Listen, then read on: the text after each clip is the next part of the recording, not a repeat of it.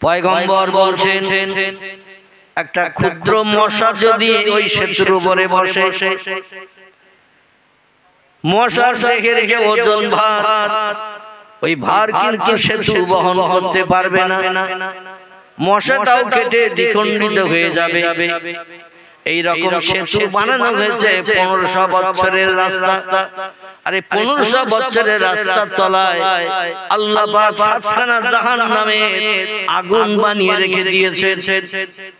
500 বছর একটানা লেজ তুলে ঘোড়া ছুটে যত পথ অতিক্রম করবে, খাওয়ার জন্য দাঁড়াবে না, ঘুমানোর জন্য দাঁড়াবে না, পেশাবের জন্য দাঁড়াবে না, পায়খানার জন্য দাঁড়াবে না, কোন হাফ টাইম রেস্ট 1 ঘন্টা করবে না, ছোটা শুরু করে শেষ না হওয়া পর্যন্ত বন্ধ হবে না ছোটা। তাহলে একটা ঘোড়া যদি 500 বছর ছোটে কত পথ যাবে? কি কথা বলে? 500 বছর লেজ তুলে একটা ঘোড়া যদি ছোটে, খাওয়ার জন্য দাঁড়াচ্ছে না, পেশাবের জন্য দাঁড়াচ্ছে না, পায়খানার জন্য দাঁড়াচ্ছে না, ঘুমানোর জন্য দাঁড়াচ্ছে না, 2-4 ঘন্টা ছোটার পরে হাঁপ লেগে গেছে, 1-1 ঘন্টা রেস্ট নেবে, বিশ্রাম করবে, তারপর আবার ছোটা শুরু করবে। এই রকম ব্যবস্থাটা থাকবে না। ছোটা শুরু করবে তো শেষ না অবধি পর্যন্ত ছোটা বন্ধ হবে না। আর 500 বছর যদি ছোটে কত পথ অতিক্রম করবে? আমার ভাইরা একটা ছোট তথ্য আপনাদের কাছে দিলে বুঝতে সুবিধা হবে। কোন মানুষ যদি একটা ঘোড়ার পিঠে 500 বছর ছুটে কত পথ যাওয়া যায় এইটা যদি পরীক্ষা করতে চায়, ঘোড়া যদি দ্রুত ছোটে, দেখবেন পাখিকে পিছনে ফেলে চলে যাবে। একটা বাস পর্যন্ত ঘোড়ার সামনে এগিয়ে যেতে পারবে না, বাস কিন্তু পিছনে পড়ে যাবে, অন্যান্য গাড়িগুলো সব পিছনে পড়ে যাবে, মোটর বাইক পিছনে পড়ে যাবে। কারণ ঘোড়া 4 পা তুলে যখন দ্রুত ছোটে সব গাড়িকে পিছনে ফেলে পাস করে চলে যাবে। এই দ্রুতগামী ঘোড়াকে আপনি যদি 500 বছর ছোটাতে চান, তাহলে আপনার তো খাওয়ার প্রয়োজন আছে না নাই? পেশাবের প্রয়োজন আছে, পায়খানার প্রয়োজন আছে, বিশ্রামের ঘুমানোর দরকার আছে। এখন যদি 500 বছর একটানা ঘোড়ার পিঠে আপনি ছুটতে চান, কত পথ যাবেন এই চিন্তা ভাবনা নিয়ে এখন আপনি বাঁচবেন কতদিন? কথা বলে একটা তথ্য তো দেবেন। কতদিন? 60 বছর আমি আরো 10 বাড়তি করে ধরলাম, 70 বছর বাঁচবেন, 72 75 বছর বাঁচবেন। তারপরে আপনাকে পটল তুলতে হবে না। বাচ্চা বেলায় ঘোড়ার পিঠে উঠে শুরু করেছেন, 500 বছর ছুটতে গেলে 500 বছর পথ অতিক্রম করতে গেলে তো আপনাকে নামলে হবে না, ঘোড়া দাঁড় করালে হবে না। কারণ ঘোড়া রান করা ঘোড়ার পথ কম হয়ে যাবে। এখন আপনি একটা কেন যদি ছুটতে চান, কিন্তু আপনার পক্ষে কি একটানা 500 বছর ছোটা সম্ভব হবে? কারণ 65-70 বছর পরে তো আপনি বুড়ো হয়ে মারা যাবেন, ঠিক কিনা? কিন্তু ঘোড়া ছুটানো তো বন্ধ করা যাবে না। তাহলে আপনার ছেলেকে পিছনে তুলে নিতে হবে যে আমি তো বুড়ো হয়ে মারা যাচ্ছি, ঘোড়া ছুটানো বন্ধ দিলে হবে না, মরে যায় আমার ঠেলিয়ে ফেলে দিই ঘোড়ার পিঠ থেকে। ঘোড়া যেন দাঁড়িয়ে না যায়, ঘোড়া যেন ছোটা বন্ধ না করে। আমি মরে পড়ে গেলাম, এবার তুই চালা। ছেলে চালাতে 65-70 বছর যখন হয়ে গেল, ও বুড়ো হয়ে মরবে না। কথা বলে ও বুড়ো হয়ে মরবে। আচ্ছা, ও যদি বুড়ো হয়ে মরে যায় তাহলে নাতিরে তুলে নেওয়ার দরকার আছে না নাই? নাতিরে তুলে নিতে হবে। নাতি আবার 65-70 বছর বয়স হলে বৃদ্ধ হয়ে মারা যাবে। নাতির পরে এবার কে উঠবে? নাতি পরে ছেলের বাচ্চা যে তারে তুলে নিতে হবে। এবার 500 বছর ছুটতে গেলে অন্তত 9-10 পুরুষ ভবিষ্যৎ জেনারেশন ঘোড়ার পিঠে তুলে নিতে হবে। এক এক করে মারা যাবে, কবরস্থ হবে, আরেকজন চালাবে। এইভাবে 9-10 পুরুষ একটানা চালানোর পরে 500 বছর ঘোড়া চালালে কত পথ একটা অনুধাবন করা যাবে, অনুভব করা যাবে, ঠিক না ভুল? কিন্তু দুনিয়ার মানুষের পক্ষে সম্ভবপর নয়। এইভাবে ৯-১০ পুরুষ একের পর এক বুড়ো হয়ে মারা যাবে, আরেকজন চালাবে। এইভাবে তো সম্ভবপর নয়। আল্লাহ নবী বলছেন এত লম্বা সেতু আল্লাহ বানিয়ে রেখেছেন, পৃথিবীর মানুষের পক্ষে পথ অতিক্রম করা সম্ভব নয়। তবে এক কথায় তোমরা শোনো, পৃথিবীর জমিন থেকে নীল আসমান যত দূরের পথ, একটা জাহান্নামের এরিয়া তার থেকে আরো 10-20 গুণ বেশি লম্বা পথ। 10-20 গুণের থেকে বেশি লম্বা করে আল্লাহ একটা জাহান্নাম বানিয়ে রেখেছেন। পৃথিবীর এরিয়া যতটা লম্বা তার থেকে বেশি লম্বা করে আল্লাহ জাহান্নাম বানিয়ে রেখেছেন। এই জাহান্নাম এইভাবে জ্বলতে থাকবে 7 খানা। কখানা? 7 খানা জাহান্নাম দাউ দাউ করে জ্বলবে। আর তলার দিকে তাকিয়ে যদি দেখি দাউ দাউ করে আগুন জ্বলছে, উপরে সেতু বানানো, ওই সেতুতে উঠলে আপনার মনে ভয় লাগবে না।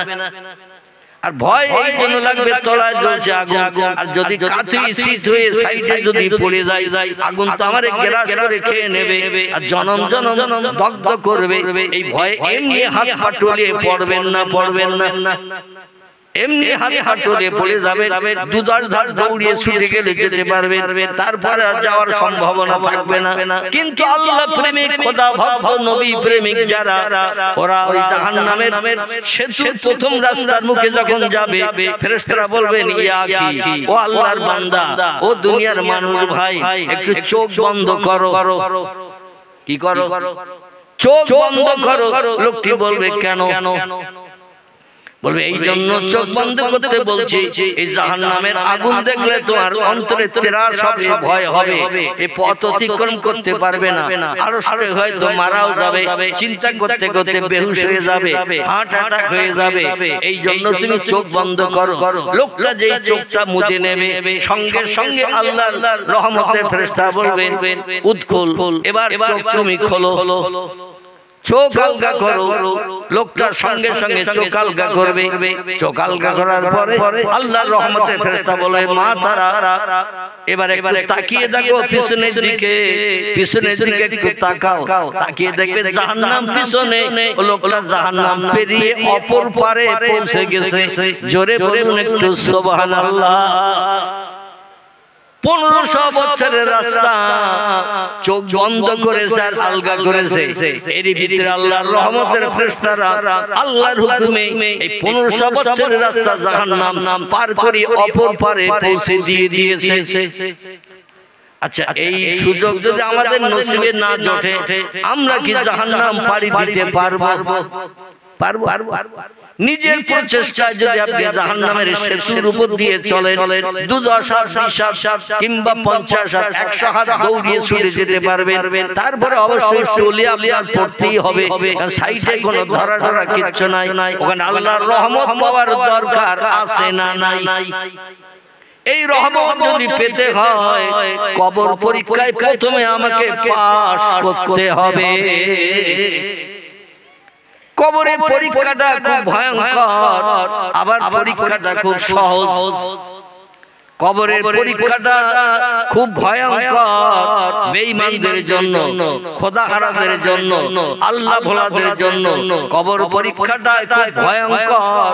আর যারা ঈমানদার মুমিন মুসলমান, মাথায় টুপি দেবে, মুখে দাড়ি রাখবে, গায়ে নবীর সুন্নাত লম্বা জামা পরিধান করবে, মুয়াজ্জিনের কান দিয়ে মসজিদে প্রতি ওয়াক্ত নামাজে শরীক হয়ে যাবে, কিংবা মসজিদ যদি দূরে হয় বাড়িতে নামাজ আদায় করবে, কোনো ওয়াক্তের নামাজ কাজা করবে না, রমজানের রোজা একটা ইচ্ছাকৃত নষ্ট করবে না, মিথ্যা কথা বলবে না, চুরি ডাকাতি ছিনতাই করবে না, গরিব এতিমের হক ফাঁকি দিয়ে খাবে না, কারো গালে অন্যায় ভাবে শক্তি আছে বলে চড় মারবে না, কোন ব্যক্তির অর্থ আত্মসাৎ করে জোর করে মেজাজ দেখিয়ে আত্মসাৎ করে খাবে না, বিধবার দরজার করার আড্ডায় যে নাড়া দিয়ে দরজা খুলে জীবন যৌবনে খোদা নিবৃত্তি করতে যাবে না। ভয় থাকবে কার?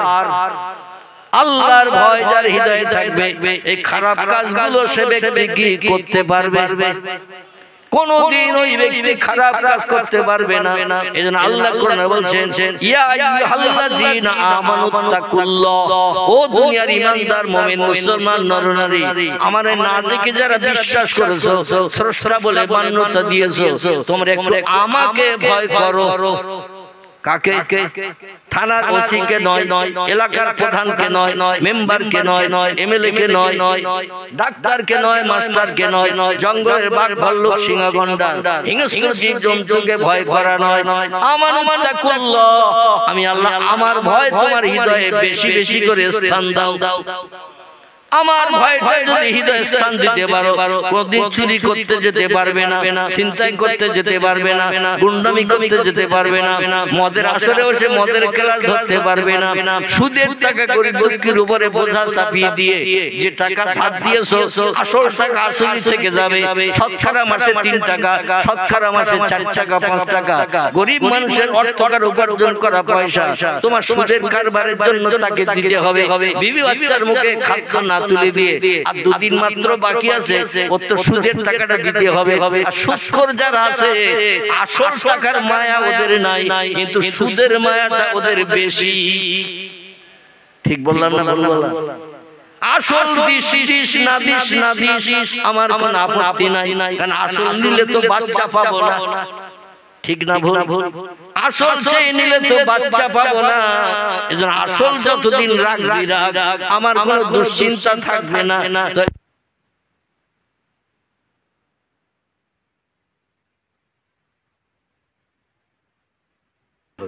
অন্তত একটা ব্যাটারিরও মানে ব্যবস্থা করে রাখলে অন্তত ব্যাটারি লাইনে মাইকটাও চললো, বক্তার ওয়াজ করতে সুবিধা হবে, অন্ধকারে ভূত পূজা মতো। কিন্তু মাইকটাই যদি বন্ধ হয়ে যায় তাহলে তো ওয়াজ করা মুশকিল। আমার গতকাল প্রোগ্রাম ছিল কলকাতার কাছাকাছি মধ্যমগ্রাম থেকে 70-এর দিকে, বারাকপুরের দিকে। তো প্রায় 1,500-এর উপরে মানুষের সমাগম ছিল। বিশাল বড় একটা প্যান্ডেল, টোটাল প্যান্ডেলের ভিতরে প্রোগ্রাম ছিল। তো সেখানে ঘন্টা 2 মতো বক্তব্য রাখলাম। আলহামদুলিল্লাহ একটাও মানুষ আল্লাহর ইচ্ছায় নড়েনি। শীতের রাত হলো, বসে বসে ওয়াজ শুনেছে তারা। আগামীকাল আবার প্রোগ্রাম আমার যেতে হবে কৃষ্ণনগর থেকে 90 কিলোমিটার রাস্তা, করিমপুর বলে একটি জায়গা। কি নাম বললাম? করিমপুর। কৃষ্ণনগর থেকে 90 কিলোমিটার রাস্তা ছুটতে হবে, জলঙ্গির কাছাকাছি, মুর্শিদাবাদ জলঙ্গি, সেখানে যেতে হবে। আবার আগামী পরশুদিনও আমার প্রোগ্রাম ওই দিকে আছে। তো যাই হোক 2 দিন প্রোগ্রাম আছে। আমি চিন্তা করছিলাম যে এইভাবে খালি মুখে যদি বক্তি হয় তো কালকের ওয়াজ বোধহয় মাথায় উঠে যাবে। আল্লাহর অপরন্ত রহমত, অন্তত সরকারি তরফ থেকে যারা মেনটেন করে লাইনে, তারা বেশি সময় অন্ধকার করে রাখেনি, আবার একটু লাইটের সংযোগ করে দিয়েছে। এই জন্য 2-4 কথা বলতে সুবিধা হবে, শ্রোতাদের শুনতেও সুবিধা হবে। ঠিক কিনা? ওয়াজ কিন্তু বক্তার মুখ না দেখলে ওয়াজ শুনে কলিজা ভেজে না। বক্তার মুখ না দেখলে ওয়াজ শুনে কলিজা ভেজে না। এই জন্য বক্তার মুখ যেমন দেখার দরকার থাকে, বক্তাকেও শ্রোতার মুখ দেখারও প্রয়োজন থাকে। শ্রোতারা কেমন শুনছে, কেমন তারা আকাঙ্ক্ষা নিয়ে বসে আছে, কেমন শোনার আগ্রহ আছে, এটা বক্তাকেও যাচাই করতে হয় না? হয় না? এখন বক্তা ওয়াজ করছে একরকম, শ্রোতাদের ভালো লাগতেছে না, তো শ্রোতা শীতের রাতে বসবে, দেখতে দেখতে দেখা যাচ্ছে শ্রোতা সব উঠে কম্বল মুড়ি দিয়েছে। এখন বক্তা ওয়াজ করছে চোখ বন্ধ করে, কেউ যখন নেই তো চোখ বন্ধ করে ওয়াজ করি। তো কিছু সময় চোখ বন্ধ করে ওয়াজ করার পরে বলে আর কজন আছে একটু দেখি, নাই শেষ করে দেই। এখন দেখে একজন লোক বসে আছে। কজন? একজন লোক বসে রয়েছে। তা বলে ভাই সবাই চলে গেল আর তুমি বসে রয়েছো? বলে হুজুর মাইক সেট আমার, আপনি ওয়াজ শেষ না করলে তো আমি মাইক সেট গোটাতে পারছি না, এই জন্য আমি চুপ করে বসে আছি। অন্যথায় আমিও কি বসে থাকতাম নাকি? সবাই চলে গেছে, আমিও চলে যেতাম। আসলে মাইকটা আপনি ওয়াজ করছেন আর আমি মাইক গোটালে ওয়াজ করবেন কি করে? তো এরকম ওয়াজ করা ভালো, এরা ওয়াজ করা ভালো না। তো যাই হোক, আল্লাহর রহমত, কর্তৃপক্ষরা যে জায়গা বানিয়েছিল আমি মনে মনে ধারণা করছিলাম যে বোধহয় ভর্তি হবে, কিন্তু দেখছি আপনারা এতটা মানুষ এসে গেছেন যে পিছনে আবার জায়গা বাড়াতে হবে মনে হয় নাকি? আচ্ছা আপাতত জায়গা বাড়াতে হবে না, আমার সামনের দিকে একটু এগিয়ে আসেন তো, একটু বসা অবস্থায় আমার সামনের দিকে এগিয়ে আসেন। আমি এখনো ওয়াজ শুরু করতে পারিনি, কিন্তু ওয়াজ এখনো শুরু করতে পারেন, একটু কাছের দিকে এগিয়ে আসেন, পিছনে একটু জায়গা খালি রাখেন, পরবর্তীতে যারা আসছেন তাদের একটু বসা জায়গা করে দেন, কারণ যা তারা বিছানা ছিল জায়গা ফিল আপ হয়ে গেছে, এজন্য একটু জমাট বেঁধে গায়ে গায়ে আমার কাছের দিকে এগিয়ে আসেন। তিরমিজি শরীফের হাদিস, পয়গম্বর মুহাম্মদ রাসূলুল্লাহ জানাচ্ছেন, আলেমদের যত কাছাকাছি যেয়ে বসা যাবে কোরআন হাদিসের আলোচনা শ্রবণের জন্য, আল্লাহ তত তাড়াতাড়ি ওই বান্দাদের জীবনের সগীরা গুনাহগুলো মাফ করে দিয়ে দেবেন। তাহলে আলেমদের কাছাকাছি যেয়ে বসা ভালো না খারাপ? তবে আমার মতো টোকো আলেম না, যারা কোরআন হাদিসের বিজ্ঞ পণ্ডিত, শরীয়তের মাপকাঠি মোতাবেক চলে, মিথ্যা কথা বলে না, চুরি ডাকাতি করে না, গরিব এতিমের হক ফাঁকি দিয়ে খায় না, মদের গ্লাসে হাত দেয় না, সুদের টাকা স্পর্শ করে না, এমন করে চরিত্র নষ্ট করে না, এক কথায় মানুষ মার্ডার করে না। এই রকম ভালো ভালো সৎ আদর্শ আলেমদের কাছাকাছি দিয়ে বসলে আল্লাহ খুশি হয়ে যে জীবনের গুনাহগুলো মাফ করে দিয়ে বেগুনাহ বানাবেন। আর বেগুনাহ হলে ভবিষ্যতে হাসরের মাঠে লাভ না লস? লাভ হবে। এই জন্য একটু আমার কাছের দিকে এগিয়ে আরেকটাবার একটু সরে সরে আসেন, পরবর্তীতে যারা আসবেন তারা বসার সুযোগ পাবে। কারণ আপনি ছায়ায় বসে আছেন আর বাইরে ফাঁকায় বসলে কুয়াশায় ভেজবে, তার সর্দি লাগবে, জ্বর হবে, অসুবিধা হবে। এটাকে আমরা মুসলমান চাই? রাসূল বলছেন, আল মুসলিমু আখুল মুসলিম, একটা মুসলমান আর একটা মুসলমানের ভাই। জোরে বলেন সুবহানাল্লাহ। আমাদের আপন ভাই যারা, তারা বিপদে থাকে আমরা পছন্দ করি, তো নিজের রক্তের বাঁধনে আপন ভাই, এ কিন্তু ভাই নয়, বরং ঈমান এনেছে যে লোকটি, কলেমা পড়েছে যে লোকটি, সে লোকটা আপন ভাইয়ের থেকে আরো উত্তম ভাই। কারণ আপন ভাই যদি বেঈমান হয়, আপন ভাই যদি শরীয়তের আইন কানুন না মানে, তাহলে আপনার আপন ভাই হলো? ও তো আপন ভাই হলো না। আপনি নামাজ পড়েন, রোজা রাখেন, ইসলাম শরীয়তের আইন পালন করেন, আপনার ভাই মদের আসরে বসে থাকে, সুদের টাকা নিয়ে ঘর দরজায় দরজায় ঘুরে ঘুরে বেড়ায়, মাস পার হয়ে 3 দিন হয়ে গেছে, আমার টাকা মিটিয়ে দে। এ ভাই কি ভাই? এ ভাই আসলে শরীয়তি ভাই নয়। আল্লাহ নবী সাল্লাল্লাহু আলাইহি ওয়াসাল্লাম জানাচ্ছেন, লা ইউমিনু আহাদুকুম হাত্তা কুন আহাব্বা লিআখিহি আও ক্বালা লিজারিহি মা ইউহিব্বু লিনাফসিহি, রাওয়াহু মুসলিম। জোরে বলুন একটু আল্লাহু আকবার। পয়গম্বর মুহাম্মদুর রাসূলুল্লাহ জানাচ্ছেন, লা ইউমিনু আহাদুকুম, তোমাদের ভিতরে ওই লোকটি অত সময় পর্যন্ত ঈমানদার মুমিন মুসলমান সাব্যস্ত হলো না, নামে মুসলমান বললেন আমি মুসলমান, ও মুখে বললে হবে না। সাহাবীরা বলেন, ইয়া রাসূলুল্লাহ, তাহলে কি করলে আমি মুসলমান সাব্যস্ত হব? নবী বলেন, হাত্তা কুনা আহাব্বা লিআখিহি আও ক্বালা লিজারিহি মা ইউহিব্বু লিনাফসিহি, রাওয়াহু মুসলিম। ইমাম মুসলিম বিন হাজ্জাজ রাহমাতুল্লাহি বলছেন, অত সময় পর্যন্ত এই লোকটি কামেলে মুমিন ঈমানদার মুসলমান হিসাবে আল্লাহর কাছে সাব্যস্ত হতে পারল না, যত সময় না পর্যন্ত যেটা নিজে ভালোবাসবে নিজের জন্য, যে জিনিসটা ভালোবাসবে নিজের জন্য, সেটা যেন তার ভাইয়ের জন্য ভালোবাসে, যেটা তার নিজের জন্য পছন্দ করবে সেটা তার পাড়া প্রতিবেশীর জন্য যেন পছন্দ করে, আও ক্বালা লিজারিহি, তার পাড়া প্রতিবেশীর জন্য যেন ওটা পছন্দ করে। নিজে কোরিয়ান কম্বল মুড়ি দিয়ে শুয়ে থাকবেন শীতকালে রাতের বেলায়, ভাই ভাইয়ের বাচ্চারা একটা গামছাও পায় না, বুকে হাত বেঁধে গামছা গায়ে দিয়ে আড়ষ্ট হয়ে রাত কাটাচ্ছে, এই লোকটা কি মুসলমান? নিজে বন্ধু বান্ধব জোগাড় করে, ভালো মন্দ জোগাড় করে বন্ধু বান্ধব নিয়ে খাওয়া দাওয়া করছেন, আর নিজের ভাই পাশের ঘরে দুপুর বেলা রান্না হয়নি, বাচ্চারা কাউ কাউ করছে মায়ের কাছে, ও মা খাবার দাওয়ার ক্ষুধার যন্ত্রণা সহ্য করতে পারছি না। মা বলে, রান্না হয়নি, ধৈর্য ধর, তোর আব্বা চলে গেছে কাজ করতে, বাড়ি ফেরেনি, বাড়ি ফিরে আসলে কাজের পয়সা দিয়ে নতুন হাটের বাজার থেকে বাজার করে নিয়ে আসবে, তারপরে রান্না করব, তোদের মুখে হাত তুলে দেব। আমার ভাইরা বাড়ির পাশের বাচ্চারা কাঁদছে, এ বাড়ির মানুষ শুনতে পাচ্ছে, বন্ধু বান্ধব নিয়ে তখন হালুয়া ফলোয়া গোশত করার কি আপ্যায়ন চলতেছে। নবী বলেন, লোকটা মুসলমান না, নামে মুসলমান, আল্লাহর দরবারে মুসলমান সাব্যস্ত হলো না। তার উচিত ছিল বন্ধু বান্ধবদের কোলে খাবার দেওয়ার আগে, যাদের উনানে দুপুর বেলা হাঁড়ি উঠিনি, তাদের বাড়ি অন্তত এক ডেকচি পৌঁছে দেওয়া। আমার ভাইরা, পয়গম্বর মুহাম্মদ রাসূলুল্লাহ সাল্লাল্লাহু আলাইহি ওয়াসাল্লাম কে হিন্দু কে জৈন কে শিখ কে ইহুদি কে খ্রিস্টান এর জাত বিচার করতেন না। অনাহারা ব্যক্তির ক্ষুধা নিবৃত্তির জন্য পয়গম্বর মুহাম্মদ রাসূলুল্লাহ সব সময় সচেষ্ট থাকতেন। নিজে ভালো পোশাক পরবো আর আমার বাড়ির পাশের মানুষ পোশাক ছাড়া শীতের রাতে বুকে হাত জড়িয়ে থাকবে, এ মুসলমান না।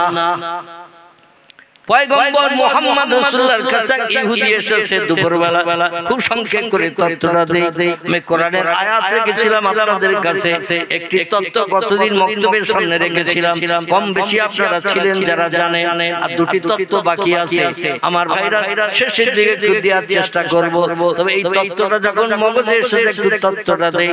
ইহুদি ভিক্ষুক পয়গম্বর মুহাম্মদ রাসূলুল্লাহ এসে বলছেন, ইয়া আহলাল বাইত, এ বাড়িওয়ালা ভাই, ইখরিজ বাবাকা, একটু দরজা দিয়ে বাইরে বেরিয়ে এসো। আমি 3 দিনের ক্ষুধার্ত মানুষ, কোন বাড়িতে যে খাবার পাই নাই, ক্ষুধার যন্ত্রণা সহ্য করতে পারছি না, চোখ মুখ মাঝে মাঝে আজার হয়ে যাচ্ছে, রাস্তার পথ চিনতে পারছি না।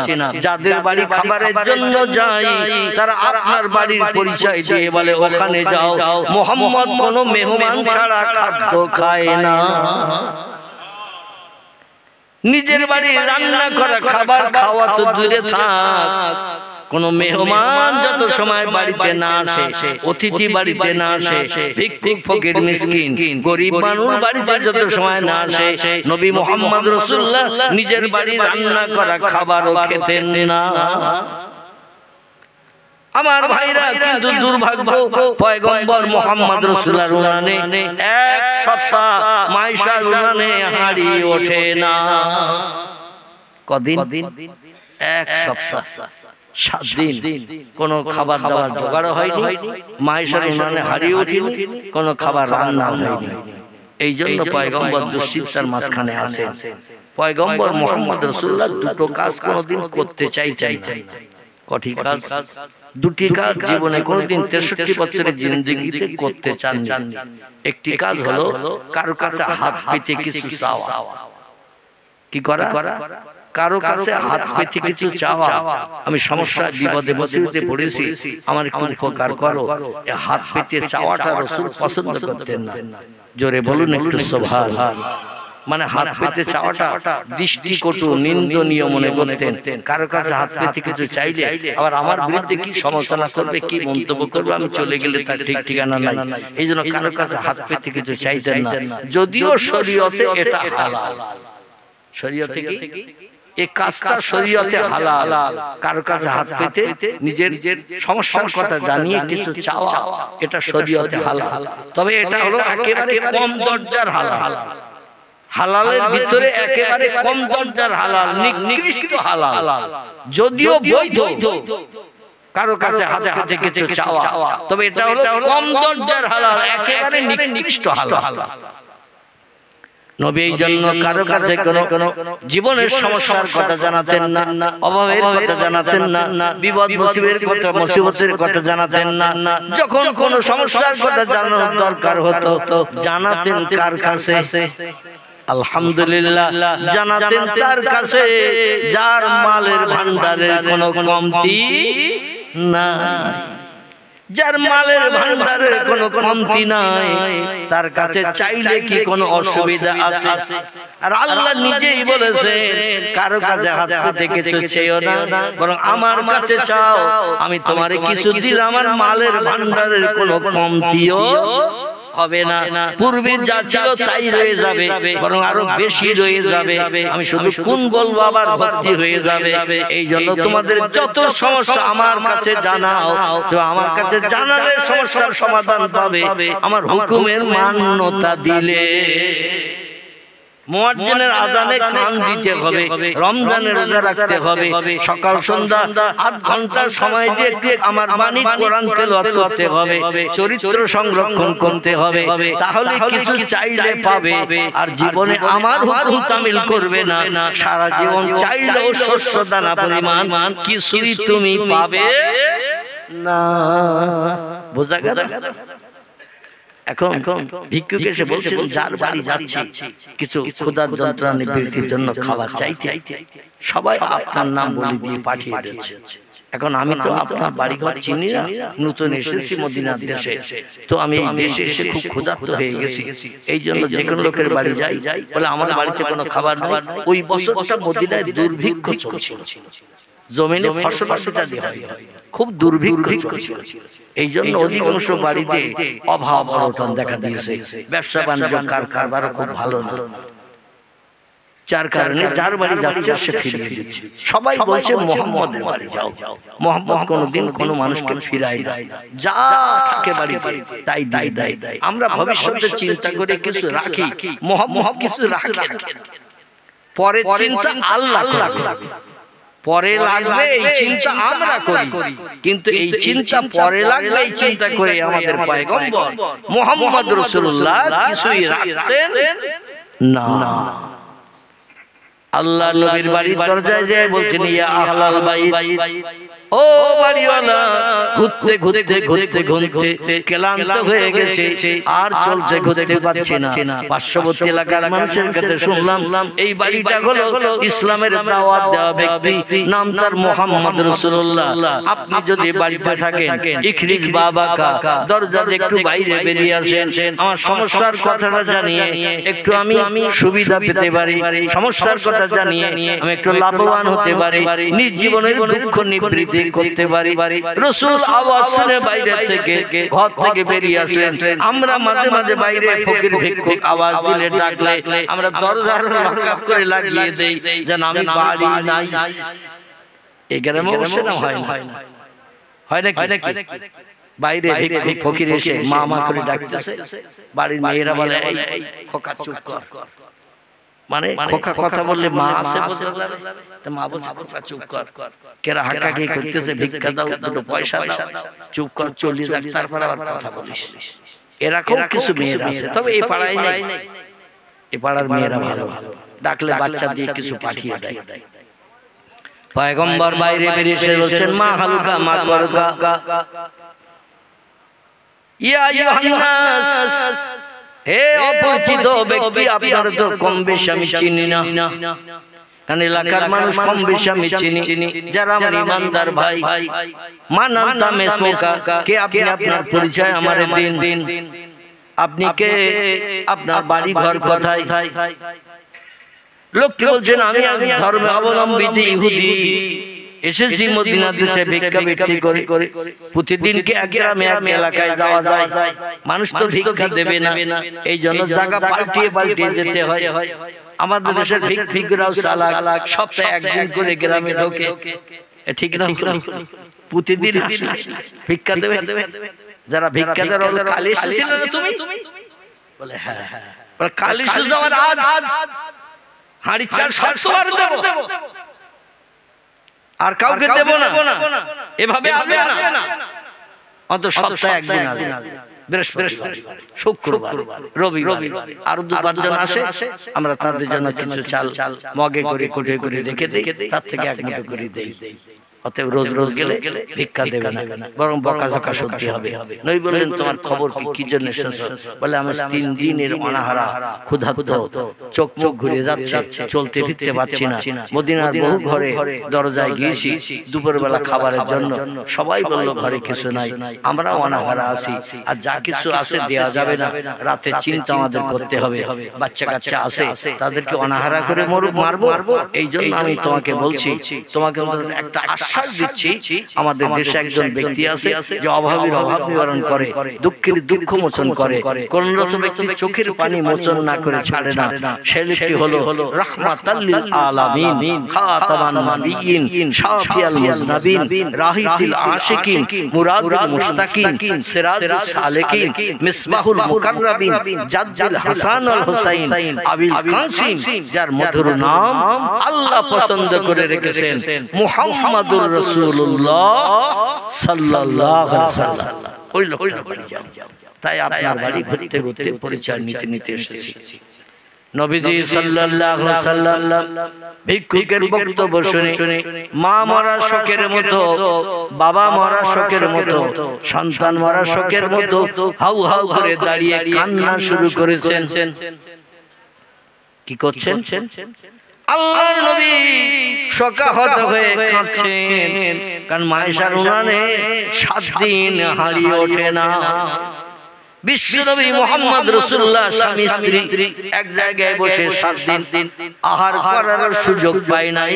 এই রকম সময় এক ক্ষুধার্ত ইহুদি এসেছে, 3 দিনের মতান্তরে 1 দিনের অনাহারা। কোন বর্ণনাকারীর মতে 1 দিনের অনাহারা, আবার কোন বর্ণনাকারী বলেছেন 3 দিনের অনাহারা। যার বাড়ির দরজায় এসেছেন সেই বাড়িওয়ালারা 1 সপ্তাহের অনাহারা। পয়গম্বর মুহাম্মদ রাসূলুল্লাহর ঘর থেকে একটা মেহমান ফিরে যাবে, ফকির ফিরে যাবে, এটা পয়গম্বর পছন্দ করছেন না। কেন বলুন তো?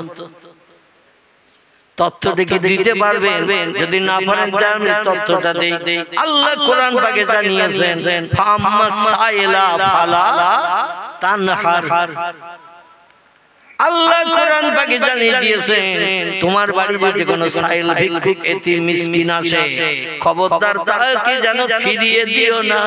ফালা তানহার, খবরদার তাকে বঞ্চিত করে কিছু না দিয়ে যেন ফিরিয়ে দিও না। তুমি যদি অনাহারা ফকির এতিম মিসকিন ভিক্ষুককে যদি কিছু দাও, আমি আল্লাহ 10 গুণ প্রতিদান দেব। কগো মান জাবিল হাসানাতে ফালাহু আশরু আমসালিহা।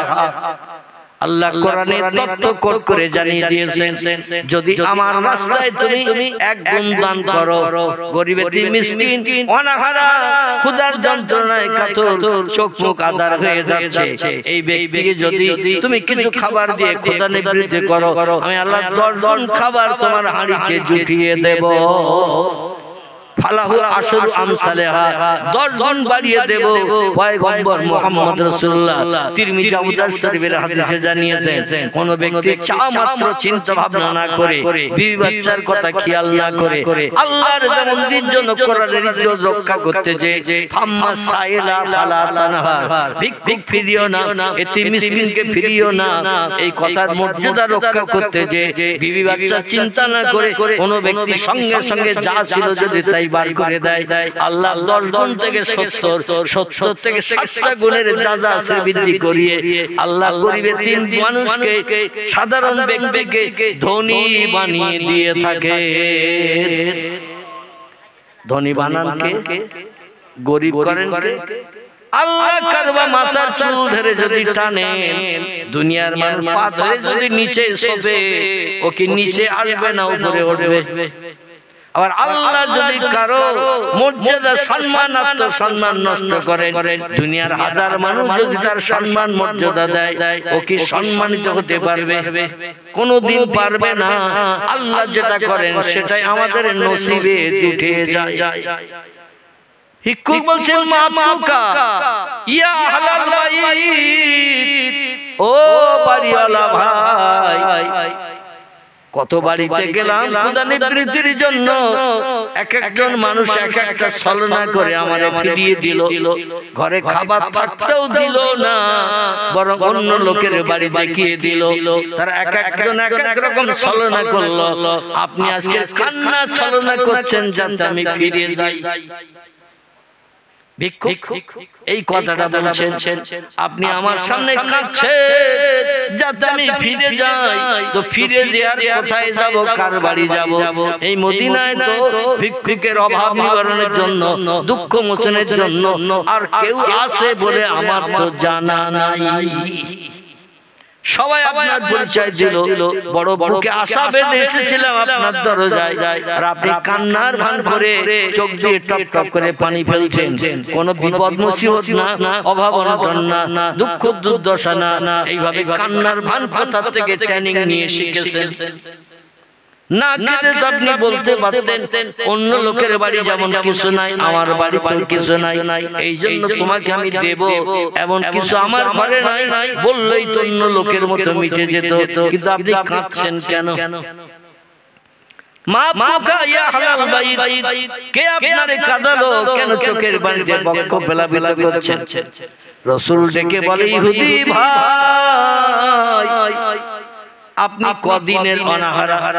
বলে আজকে সকাল থেকে নেই, সন্ধ্যা হয়ে আসছে, বেলা অপরাহ্ন হয়ে গেছে, ঘুরে ঘুরে কোথাও খাবার পাই নাই, এই জন্য আমি একদিনের অনাহারা, আমি আর চলতে পারছি না, মাঝে মাঝে চোখ মুখ আদার হয়ে যাচ্ছে, মাঝে মাঝে পথ দেখতেও পাচ্ছি না, গা ঠুলে যেন বেহুশ হয়ে পড়েও যাচ্ছি, ক্ষুধার যন্ত্রণা, পিপাসাও এত কাতর, এই জন্য আমি পথ চলতেও পারছি না।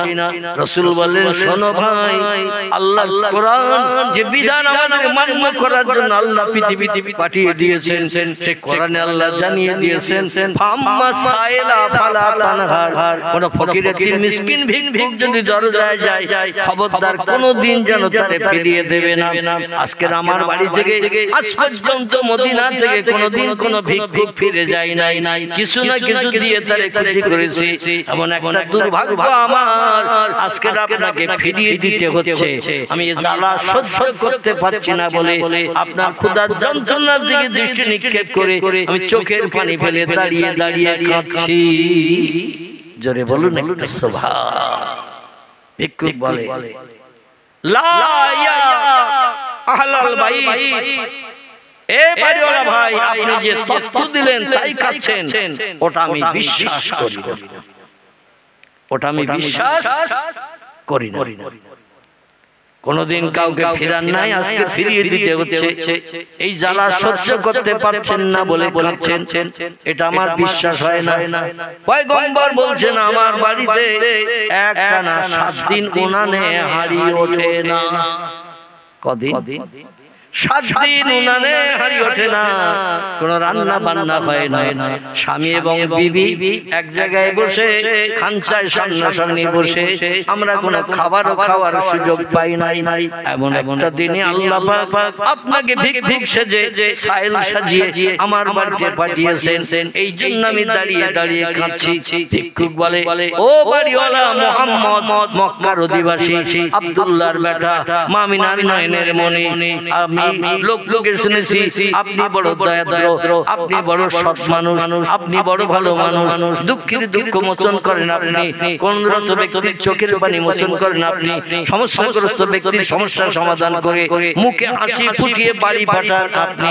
তো আপনি এমন তত্ত্ব দিচ্ছেন, কিন্তু আপনার পেট তো তা বলে না,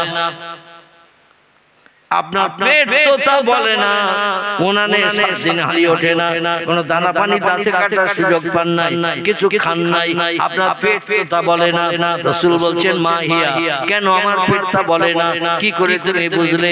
বলে, আমি দেখছি আপনার জামাটা পেট ফেলে উঁচু করে রেখে দিয়েছেন, দুপুরে রান্না বান্না খারাপ হয়নি, বরং শাক রান্না হয়নি, ভালো মন্দ গোশত পরোটা রান্না হয়েছে। মক্কা মদিনা দেশের মানুষ অধিকাংশ রুটি খেতে, ভাত খুব কম খেতে, এজন্য গোশত পরোটা নিশ্চয়ই রান্না হয়েছে। আর গোশত পরোটা আপনি বেশি বেশি খেয়েছেন, পেটটা উঁচু হয়ে গেছে। আমরা যখন ক্ষুধার্ত থাকি পেটটা দেখবেন নিচু হয়ে থাকে, কিন্তু কিছু খাবার খেলে পেট স্বাভাবিকের থেকে একটু উঁচু হয় না? পেট একটু উঁচু হয়, আর পেটটা উঁচু হয়েছে, আর আপনি জামা গায়ে দিয়ে পেটটা ঢেকে রেখেছেন। স্বাভাবিক পেটের থেকে আপনার পেটটা অনেক মোটা, মানে খাবার খেয়েছেন দুপুরবেলা, আবার রাতের জন্য কিছু রেখে দিয়েছেন, শুধু এক সাজের জন্য রান্না হয় না, 2-1 সাজ বেশি বেশি করে রান্না হয় খাওয়ার জন্য। রাতের বেলাও ভালো মন্দ খাবেন, দুপুরেও খেয়েছেন। তো আপনি বলতে পারতেন কিছু দিতে পারবো না, তো মিথ্যার আশ্রয় নিয়ে কেন বলছেন আমার ঘরে 7 দিন রান্না হয় না, উনানে হাঁড়ি ওঠে না? আপনি এক কথায় অন্য লোকদের মতো বলতে পারতেন কিছু দেওয়া সম্ভব নয়। মদিনায় দুর্ভিক্ষ চলছে, অভাব চলছে, মানুষের সংসার চলছে না, ব্যবসা বাণিজ্য কারবার ভালো হচ্ছে না, এই কথাটা বললেই অন্য লোকের মতো হয়ে যেত। কিন্তু তা না বলে মিথ্যার আশ্রয় কেন নিলেন? লোকে শুনেছি আপনি জীবন দিতে রাজি, কিন্তু মিথ্যা কথা বলতে রাজি নন। আজকের বাস্তব প্রমাণ পেয়ে গেলাম, আপনি মিথ্যা কথাও কি বলেন, আপনি মিথ্যা কথাও বলেন। আজকের আমি বাস্তব প্রমাণ পেয়ে গেলাম। রাসূল বলছেন, ও ভিক্ষুক ভাই, ইহুদি ভাই, আমার ধর্মাবলম্বী মানুষ আসলে খাবার দিতাম, আর অন্য ধর্মাবলম্বী এসেছে তারে খাবার দেব না। আল্লাহ কোরআনে তত্ত্ব দেন নাই যে কোনো মেহমান যে ধর্মাবলম্বী হোক তার ক্ষুধা নিবৃত্তির দায়িত্ব আল্লাহ কোরআনে করে দিয়েছেন। এজন্য কি আমার কাছে মুসলমান কে হিন্দু কে ইহুদি কে খ্রিস্টান, আমার কাছে ওটা জাত বিচার নয়। আসলে আমি মিথ্যা কথা বলি নাই।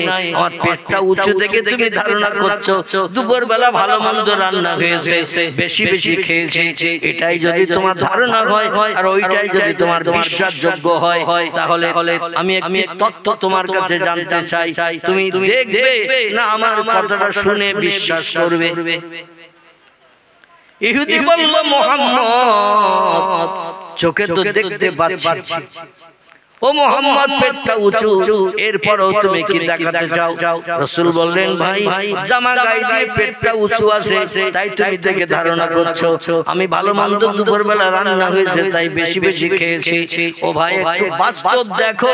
এই বলে নবী হাঁটু নিচে থেকে লম্বা জুব্বা জামাটা হাঁটুর থেকে টেনে টেনে উঁচু করে পেটটা আলগা করে দেখিয়ে দিলেন।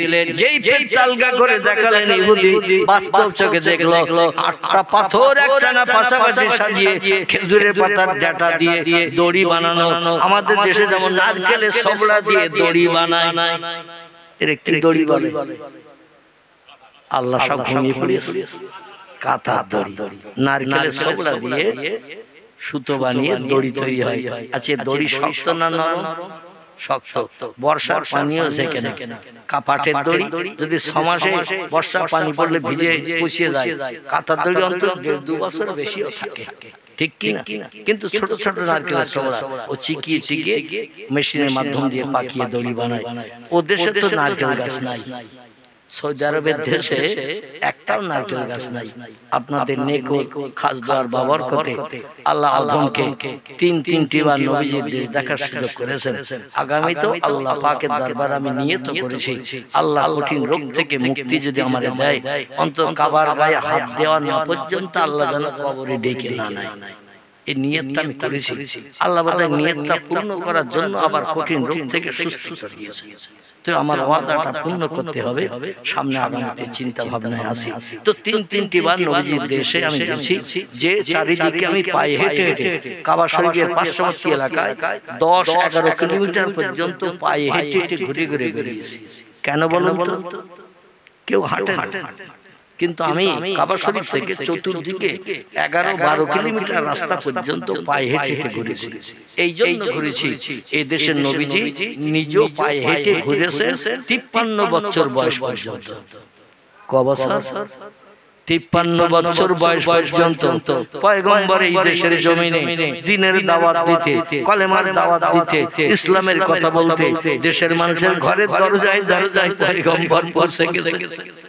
নবীজি যে দেশে পায়ে হেঁটে বেরিয়েছে, বিশ্ব নবীর স্মৃতি চিহ্ন এখনো মক্কা শরীফে বিদ্যমান, মদিনা শরীফে বিদ্যমান। এই স্মৃতি চিহ্নগুলো বাস্তব চোখে দেখার জন্য আমার ভাইয়ের একটু অধম পায়ে হেঁটে হেঁটে ঘুরে বেরিয়েছি। এছাড়া মদিনা থেকে শুরু করে, তায়েফ থেকে শুরু করে, আমার ভাই জিরানা থেকে শুরু করে বিভিন্ন এলাকায় আল্লাহ অধমকে ঘুরিয়েছেন। আরাফাতের ময়দান থেকে শুরু করে পার্শ্ববর্তী এলাকায় ঘুরিয়েছেন। একটাও নারকেল গাছ আমি নজরে দেখতে পাই নাই। তবে রাস্তার মাঝখানে ওয়ান ওয়ে রোড, একদিকে গাড়ি যায় আর একদিকে গাড়ি আসে। আমাদের কলকাতায় আসে না এমন রোড? এই সমস্ত রোডের মাঝখানে যেটা আছে, মাঝখানে যে জায়গাটা, এখানে বিভিন্ন ফুল গাছ টাছ এটা ওটা। আমাদের দেশে সুপারি গাছ, নারকেল গাছ নয়, সুপারি গাছের মধ্যে এরকম ধরনের সাবু গাছ টাছ এটা ওটা সব ওই মাঝখানে লাগানো থাকে না। সৌদির দেশে মাঝখানের ওই ফুটপাতে, সেখানে মানুষ চলে না, তবে মাটি দিয়ে ফুটপাতে তৈরি করা রয়েছে। এখানে লাগানো আছে শুধু খেজুর গাছ। কি গাছ? প্রধান ফসল হলো মক্কা মদিনার দেশে, সে ফসলটির নাম হলো খেজুর। খেজুর খেজুর এজন্য খেজুর গাছ লাগানো রয়েছে।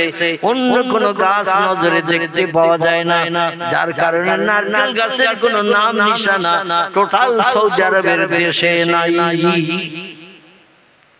আমার ভাইরা, পয়গম্বর মুহাম্মদ রাসূলুল্লাহ সাল্লাল্লাহু আলাইহি ওয়াসাল্লাম নারকেলের ছোবড়ার কোনো ব্যবস্থা নাই, খেজুরের ডাঁটার ব্যবস্থা আছে। কারণ খেজুর গাছ হয়, তাই খেজুর গাছের ডাঁটা চিকিয়ে সুতো করে দড়ি বানিয়ে সেই দড়ি ওদের কাজে ব্যবহার হয়। সেই দড়ি দিয়ে আটখানা পাথর উপরি করে সাজিয়ে দড়ি দিয়ে পিঠের দিক থেকে বেঁধে রেখে দিয়েছে।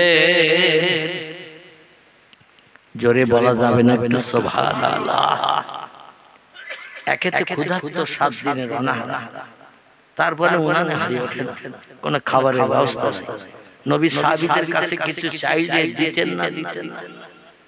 সাহাবীরা নবীর জন্য তো পাগল, বিশ্ব নবী যেটা করেন সেটা তারা করেন, বিশ্ব নবী যেটা খান ওটাই তারা দুপুরবেলা রান্না করে।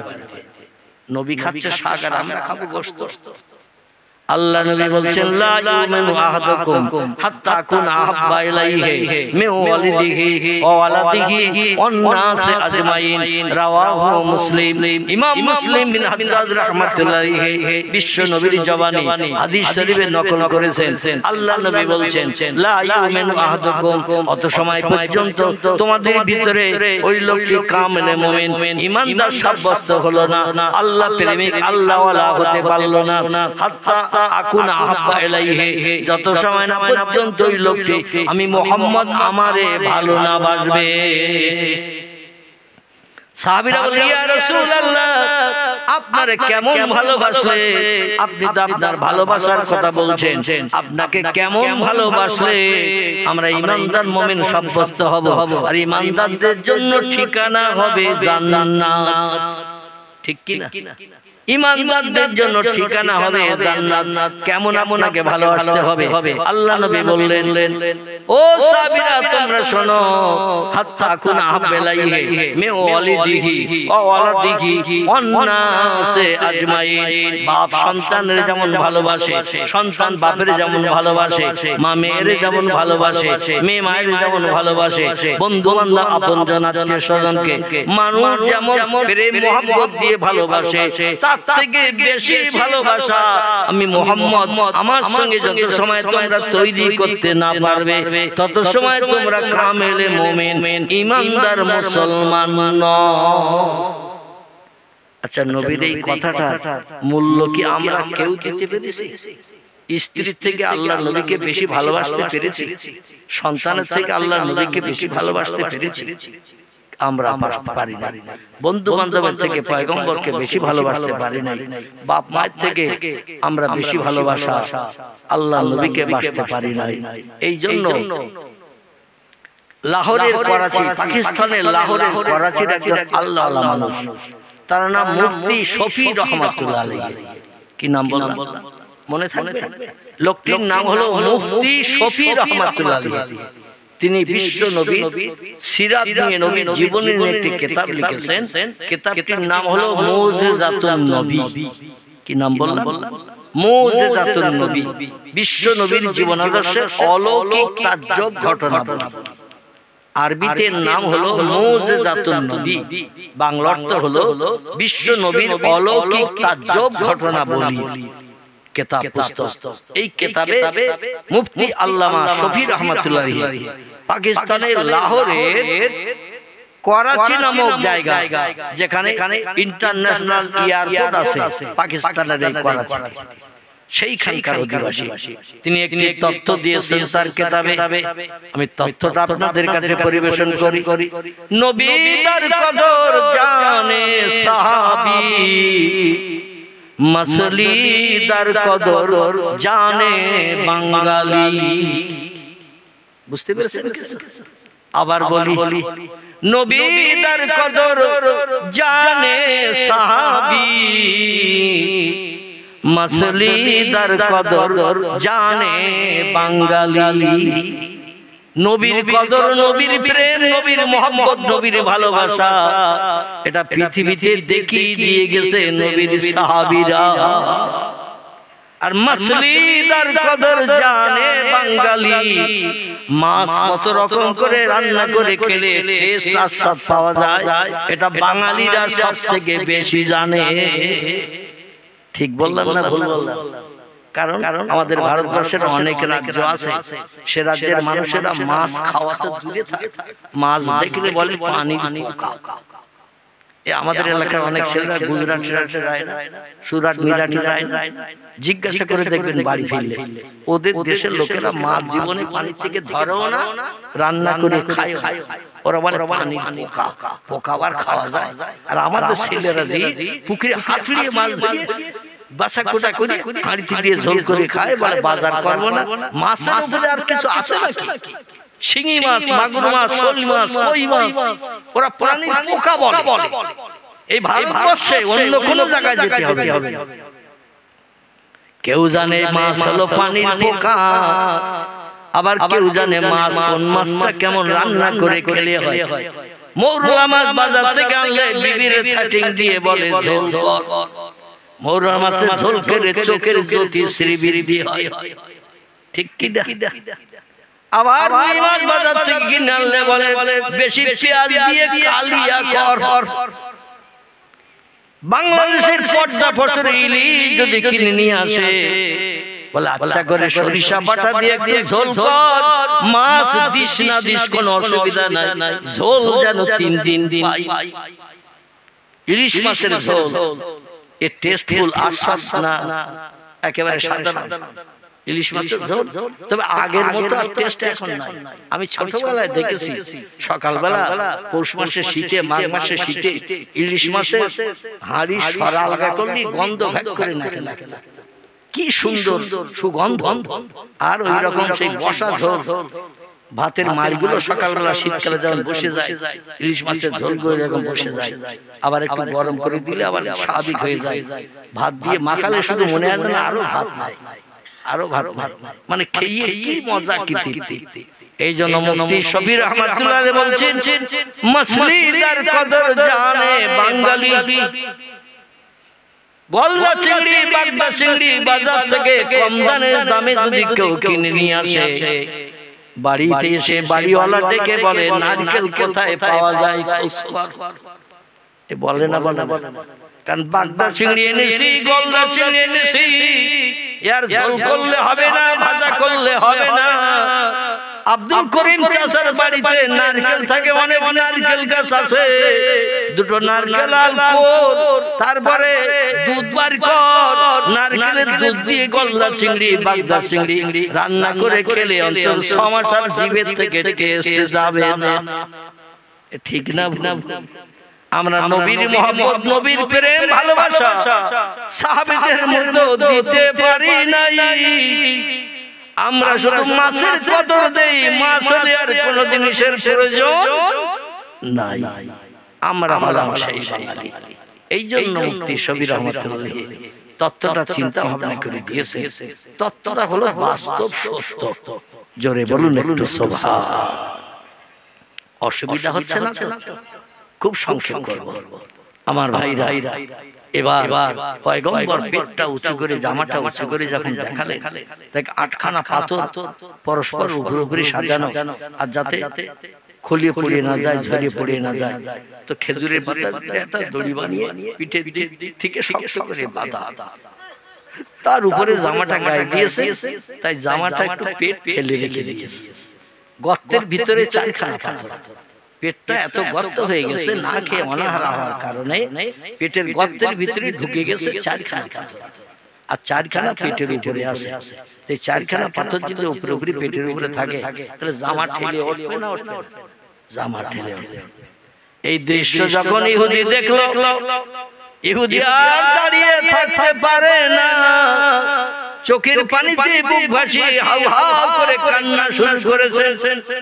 আল্লাহ নবী কান্না দেখে বলে, মা বুকা ইয়া আখি, ও ইহুদি ভাই, তুমি আমার পেটের অবস্থা দেখে চোখের পানিতে এমন করে বুক ভাসাও কেন? কেন বুক ভাসাও? ইহুদি বলে, মুহাম্মদ, আমি জামার ভিতরের পেট দেখে বুঝতে পারছিলাম না, জামা উঁচু করে যখন পেট দেখালেন, বাস্তব আপনার তত্ত্বটার সঙ্গে মিল পেয়ে গেছি। কারণ 8খানা পাথর উপরে করে দড়ি দিয়ে বাঁধার কারণে পেটটা উঁচু ছিল, আর আমি ধারণা করছিলাম দুপুরে রান্না ভালো হয়েছে, খেয়েছেন বেশি। ও মুহাম্মদ, 8 দিনের অনাহারা মতান্তরে 7 দিনের অনাহারা, একটা ভিক্ষুক একদিনের অনাহারা তার বাড়ির দরজায় এসেছে, কোরআনে হারিয়ে ওঠে নাই, তবে ভিক্ষুকের ক্ষুধা নিবৃত্তির জন্য কাছে আল্লাহর কোরআনের মর্যাদা বাস্তবে পৃথিবীর মানুষের কাছে দেখিয়ে দিতে আমি আর ইহুদি ধর্মে থাকতে চাই না, আপনার ধর্মে আমারই দীক্ষা দিন। আপনার মতো সৎ মানুষ, ভালো মানুষ, আদর্শবান পুরুষ এই পৃথিবীতে আর দুজন নাই। নারায়ে তাকবীর, নারায়ে তাকবীর। দ্বীন ইসলাম, দ্বীন ইসলাম। আল্লাহ আপনাদের সকলকে বিশ্বনবীর আদর্শের অনুসরণ অনুকরণ অন্তত কিছু করার তৌফিক দান করেন। সকলে বলুন আমিন।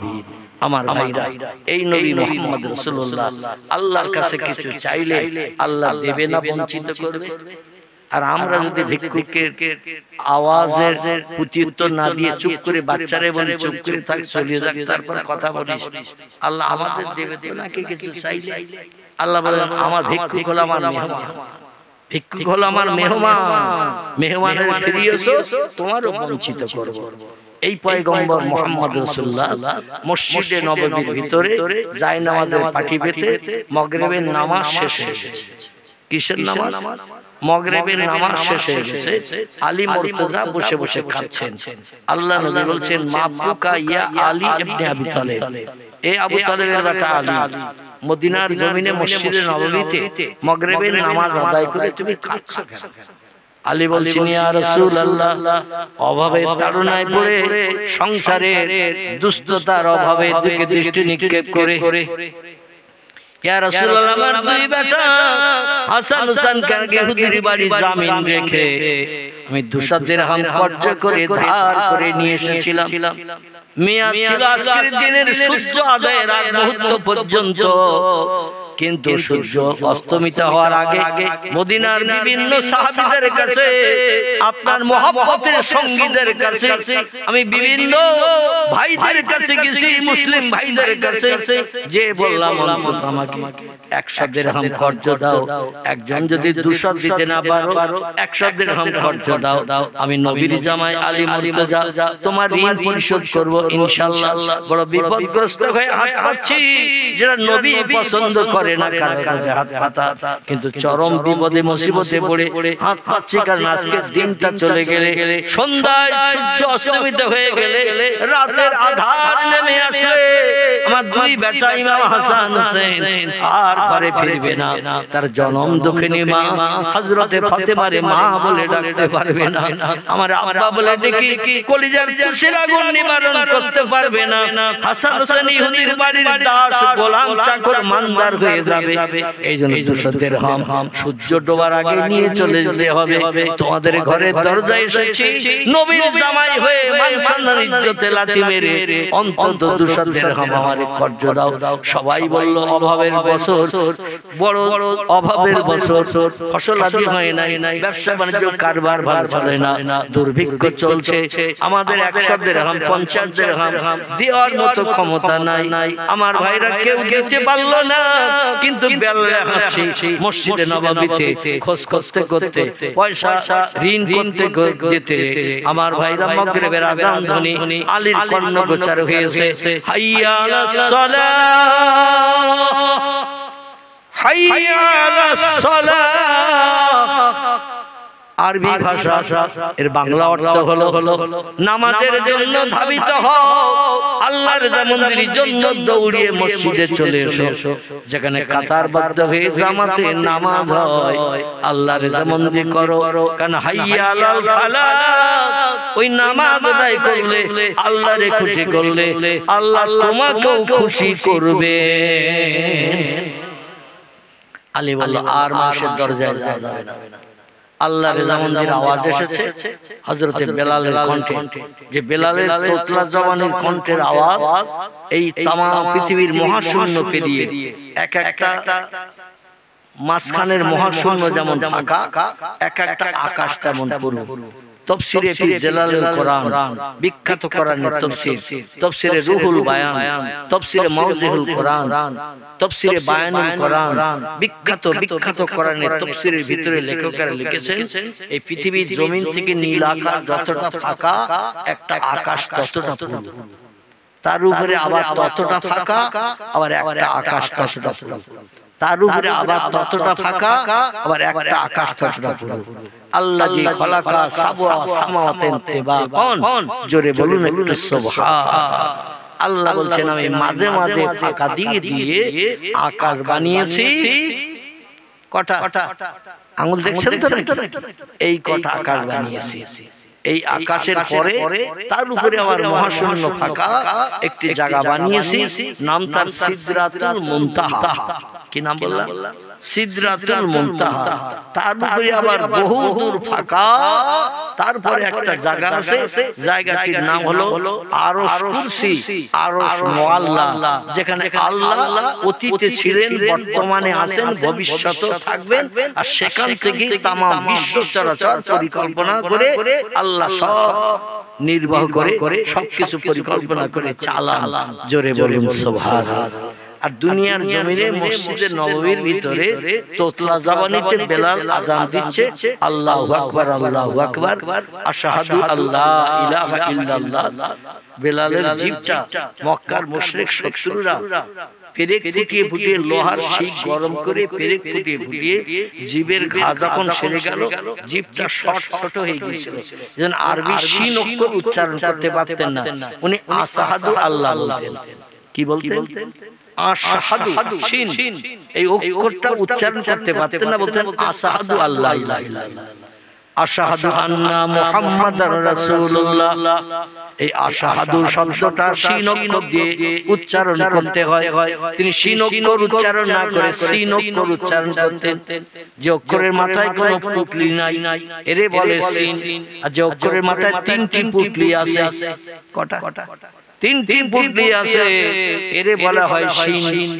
এই শিন অক্ষর উচ্চারণ করতে পারতেন না, তো ইচ্ছাকৃত নয়, ওনার জিভ শর্ট হওয়ার কারণে, ছোট হওয়ার কারণে অক্ষরগুলো আবড়াতে পারতেন না। তাই তার কণ্ঠের আওয়াজ এই সাতটি আকাশ পাড়ি দিয়ে, সাতটা ফাঁকা পাড়ি দিয়ে সিদরাতুল মুনতাহা টপকে আল্লাহর আরশ কুরসিতে দৈনন্দিন 5 বার মুয়াজ্জিনের আযান চলে যেত।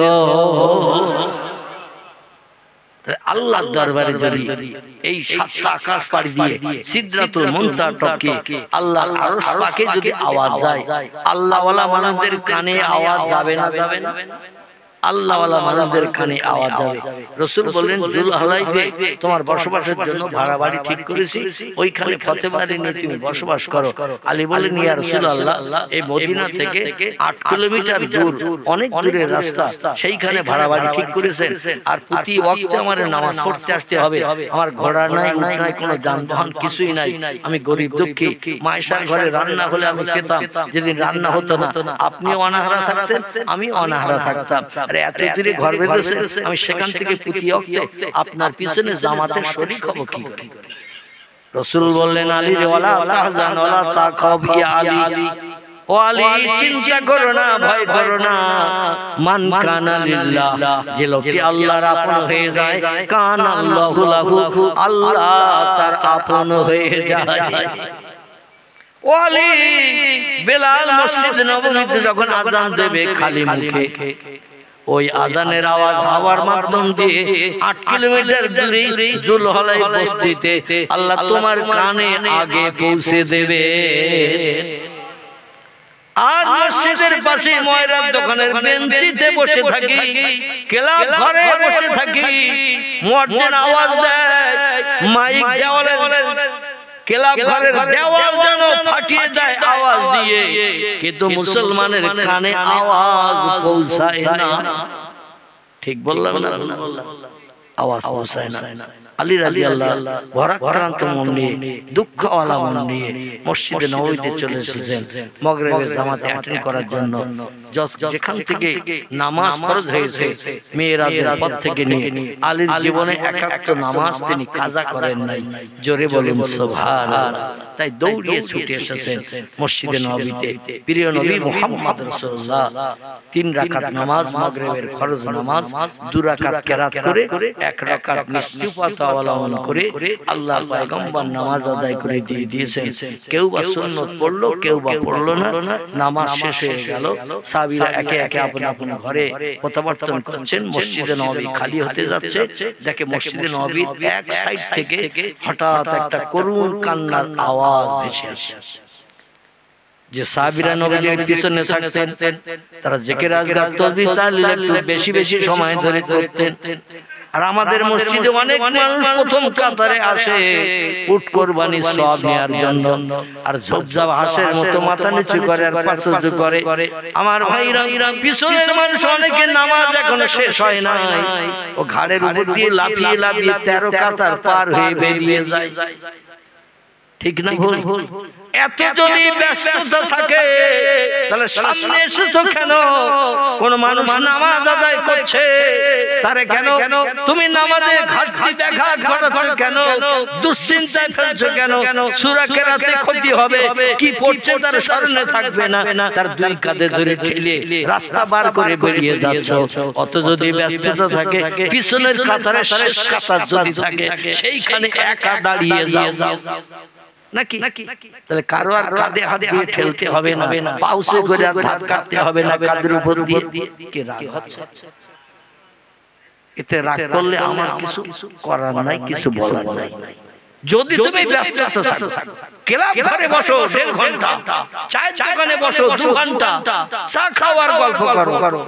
বাজারে যে বাজার হয়ে গেছে 15 মিনিট 20 মিনিটে, দোকানে বসে বসে গল্প করছো 2.5 ঘন্টা 3 ঘন্টা, বন্ধুর সঙ্গে দেখা হয়েছে সেখানে সময় দিতে পারো 2 ঘন্টা 3 ঘন্টা 2.5 ঘন্টা। আর মসজিদে এসে যেন তোমার গায়ে বিষ লেগেছে। কি লেগেছে? বিষ। দেহ ধোয়ার জন্য, বিশেষ জ্বালা নিবারণের জন্য ছুটে চলে যাচ্ছ বাড়িতে। আর বাড়িতে যে যদি রান্না কমপ্লিট না হয়ে থাকে বলে এত তাড়াতাড়ি তুমি এসেছো, সলিমউদ্দিন চাচা এখনো বাড়ি আসেনি, আব্দুল করিম ভাই বাড়ি আসেনি, বলে আমার ক্ষুধা লেগেছে খুব তাড়াতাড়ি ভাত দে। আর বলে এখনো হাড়ি বানানো লেগেছে। আর মেরেছে এক লাথি। কি মেরেছে? মেরেছে এক লাথি। শুক্রবার বুঝতে পারিস নামাজ আসার আগে তো ভাত রেডি হয় না কেন? কত রকম তথ্য, কত রকম আলোচনা। হযরত আলী কাঁদছেন মসজিদে নববীতে বসে। আল্লাহর পয়গম্বর বলে মা পুকাইয়া ইউল আসহাব, এ আমার সাহাবীরা কাঁদে, কান্নার কারণটা শুনতে পাই। সাহাবীরা খুঁজে খুঁজে দেখে পয়গম্বর মুহাম্মদ রাসূলুল্লাহর প্রিয় জামাই ছোট কন্যার স্বামী হযরত আলী রাদিয়াল্লাহু মাথা নিচু করে ফুপিয়ে ফুপিয়ে কাঁদছেন, যেটা কোনোদিন দেখে নাই।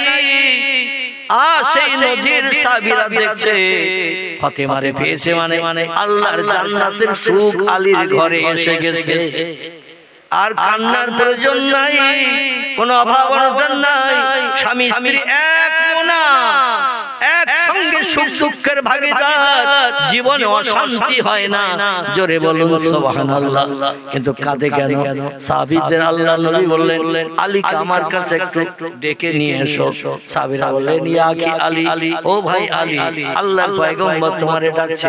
আলী যেতে চাইছিল না, কিন্তু নবীর অপমান করবে না, এইজন্য বাধ্য হয়ে নবীর সামনে মাথা নিচু করে দাঁড়িয়ে আল্লাহর নবী ডেকে বললেন ও আলী কাঁদো কেন? তুমি কান্নার কারণ বলো। আলী বলে ইয়া রাসূলুল্লাহ, বলতে বড় লজ্জা পাচ্ছি। নবী বললেন লজ্জা পেলে সমস্যার সমাধান হবে না, এজন্য বলো কি জন্য তুমি কাঁদছো? আলী বলে ইয়া রাসূলুল্লাহ, সংসারের অভাব অনটনের দায় আপনার কাছে জানাই নাই, কারণ আপনি গরিব মানুষ, কম বেশি জানি।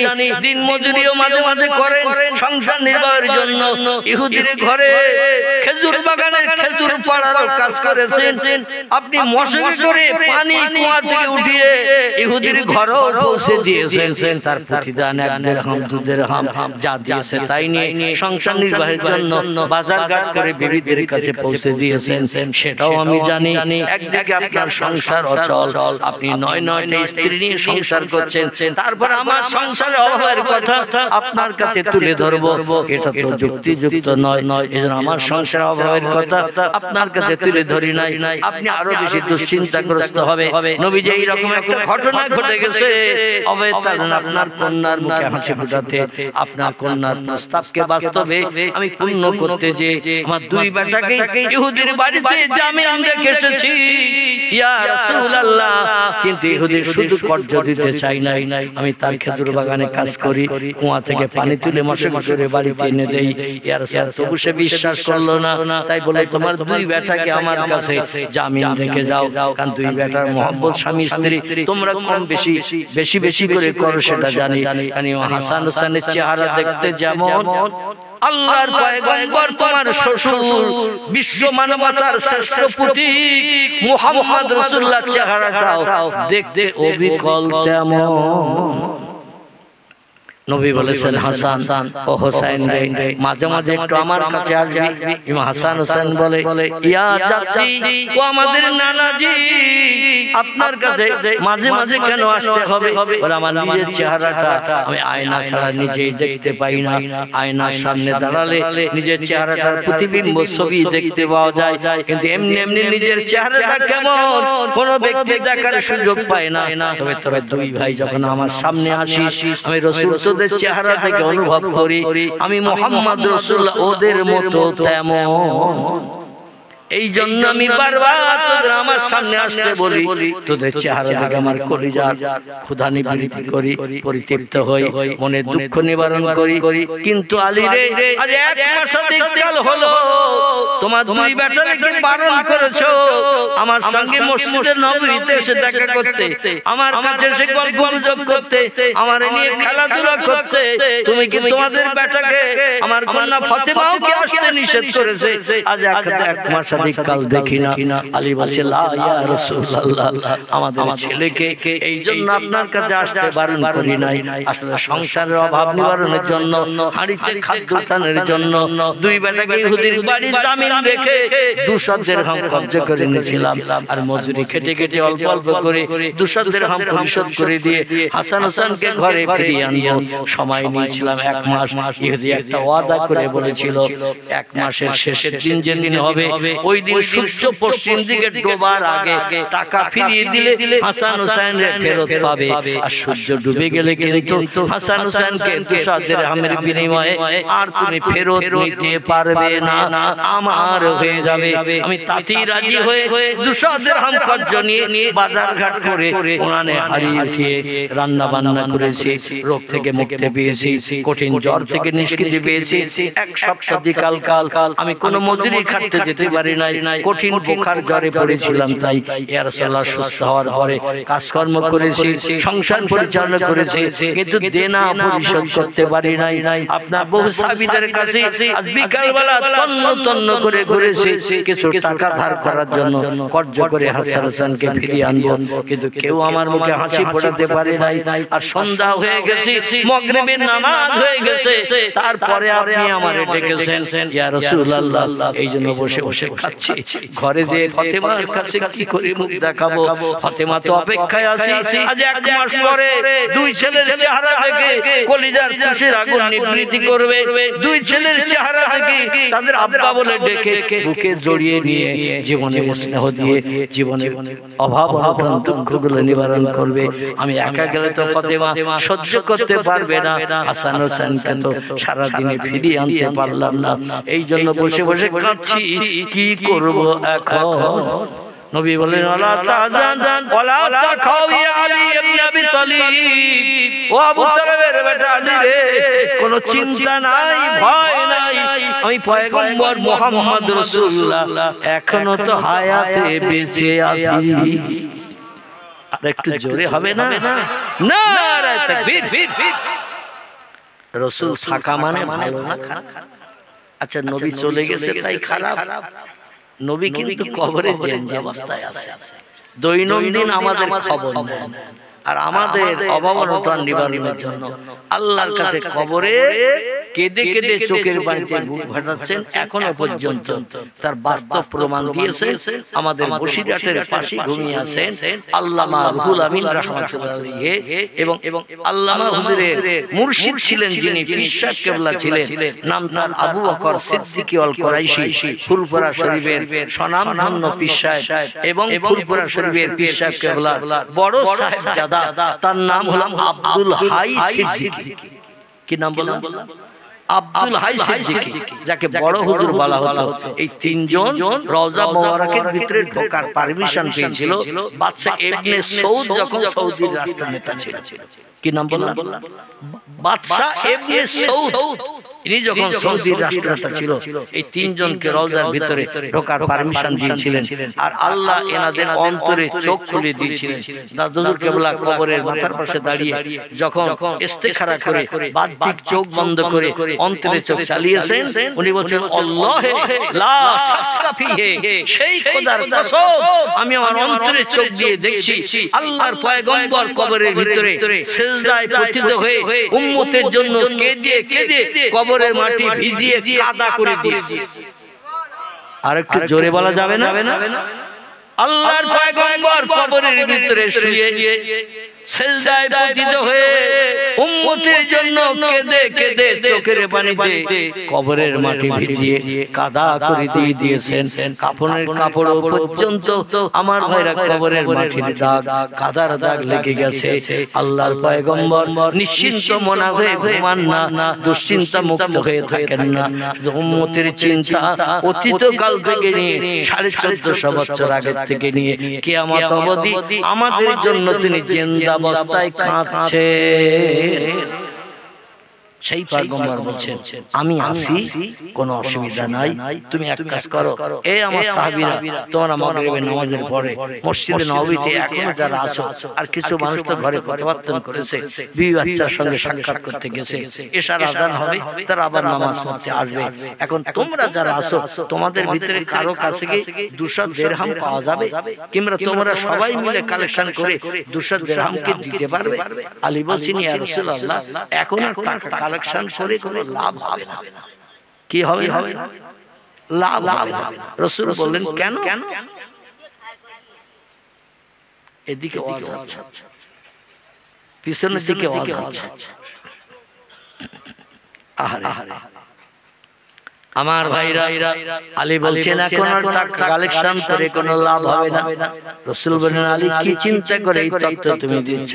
আলী বলছেন সন্ধ্যার আগে টাকা ফিরিয়ে দেওয়ার কথা, রাত হয়ে গেছে কয়েক ঘন্টা, 2 ঘন্টা কিংবা 1.5 ঘন্টা রাত হয়ে গেছে।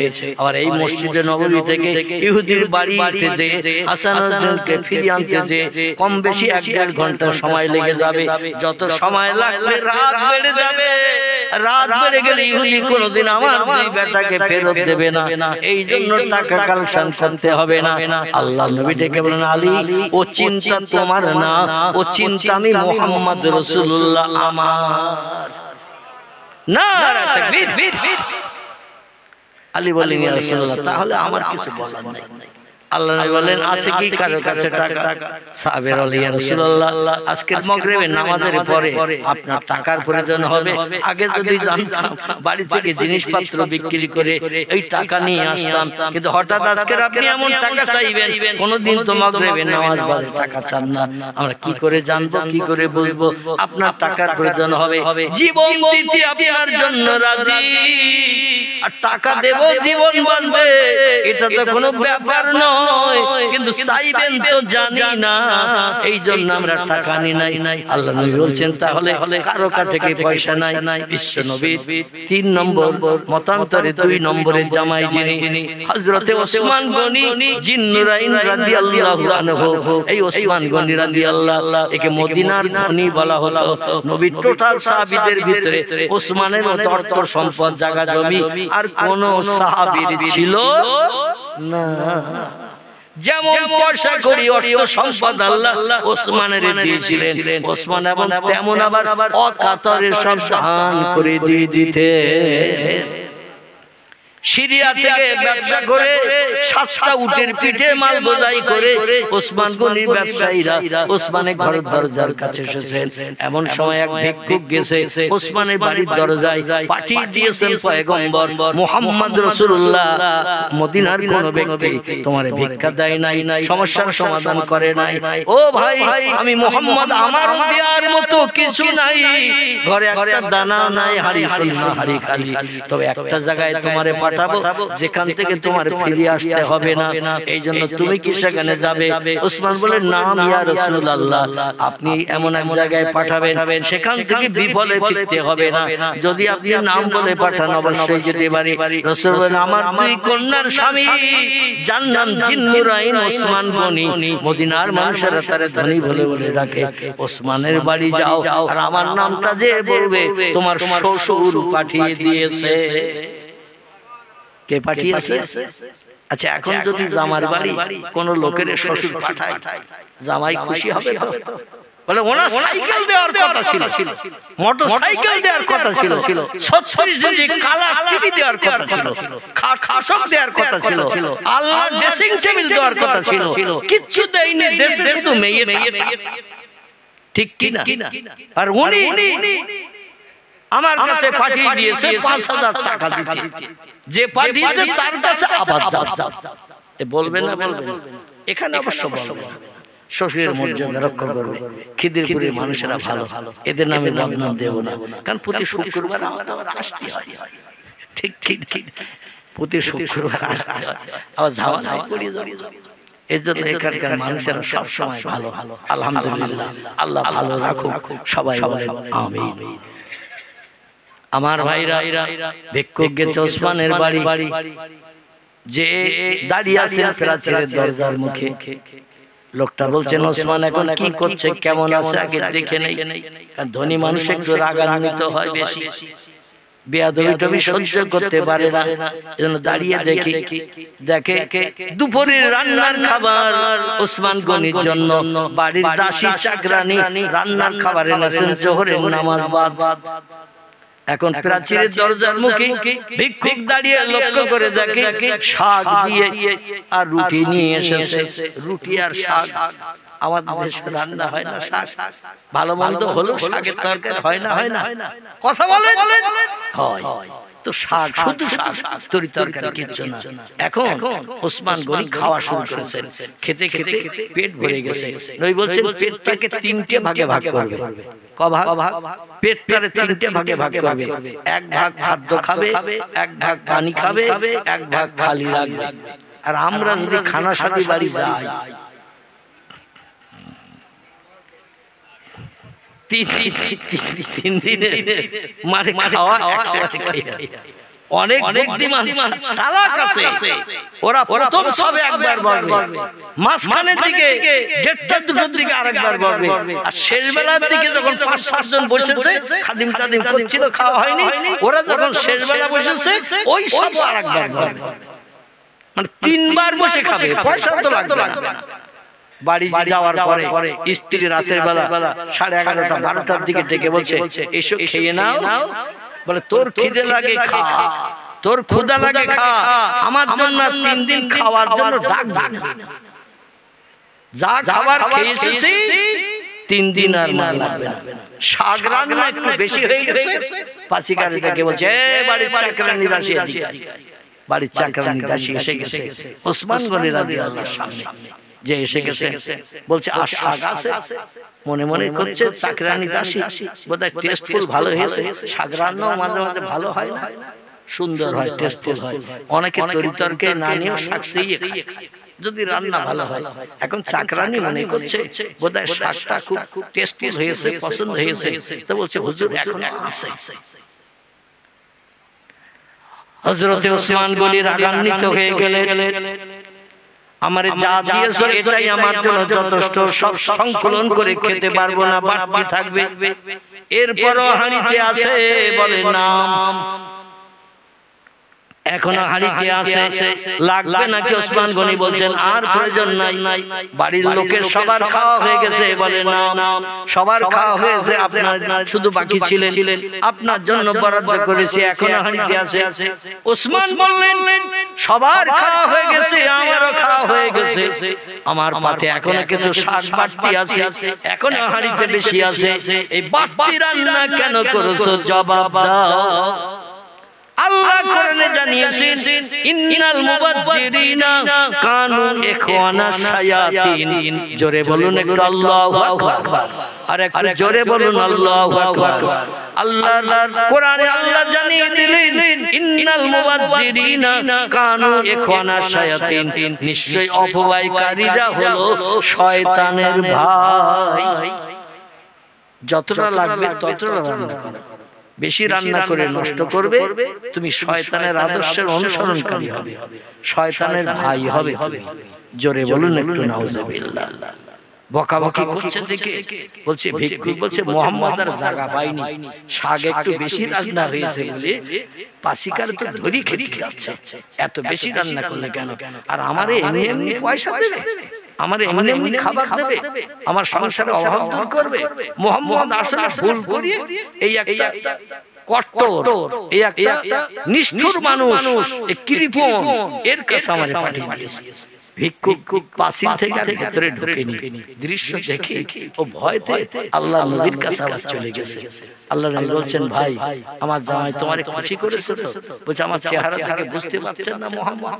বলছে তোমার চেহারা দেখছি মলিন, কালো মার্কা, এই জন্য আমি বুঝতে পারছি না তুমি খুশি হলে তো মুখের একটা ভাব পাওয়া যায়। বলছেন যাওনি তুমি? বলে পেরাসিরের দরজায় যে যা দেখেছি তাতে ভিতরে ঢোকার সাহস আমার হয়নি। আল্লাহ নবী বললেন কিসে কি হয়েছে?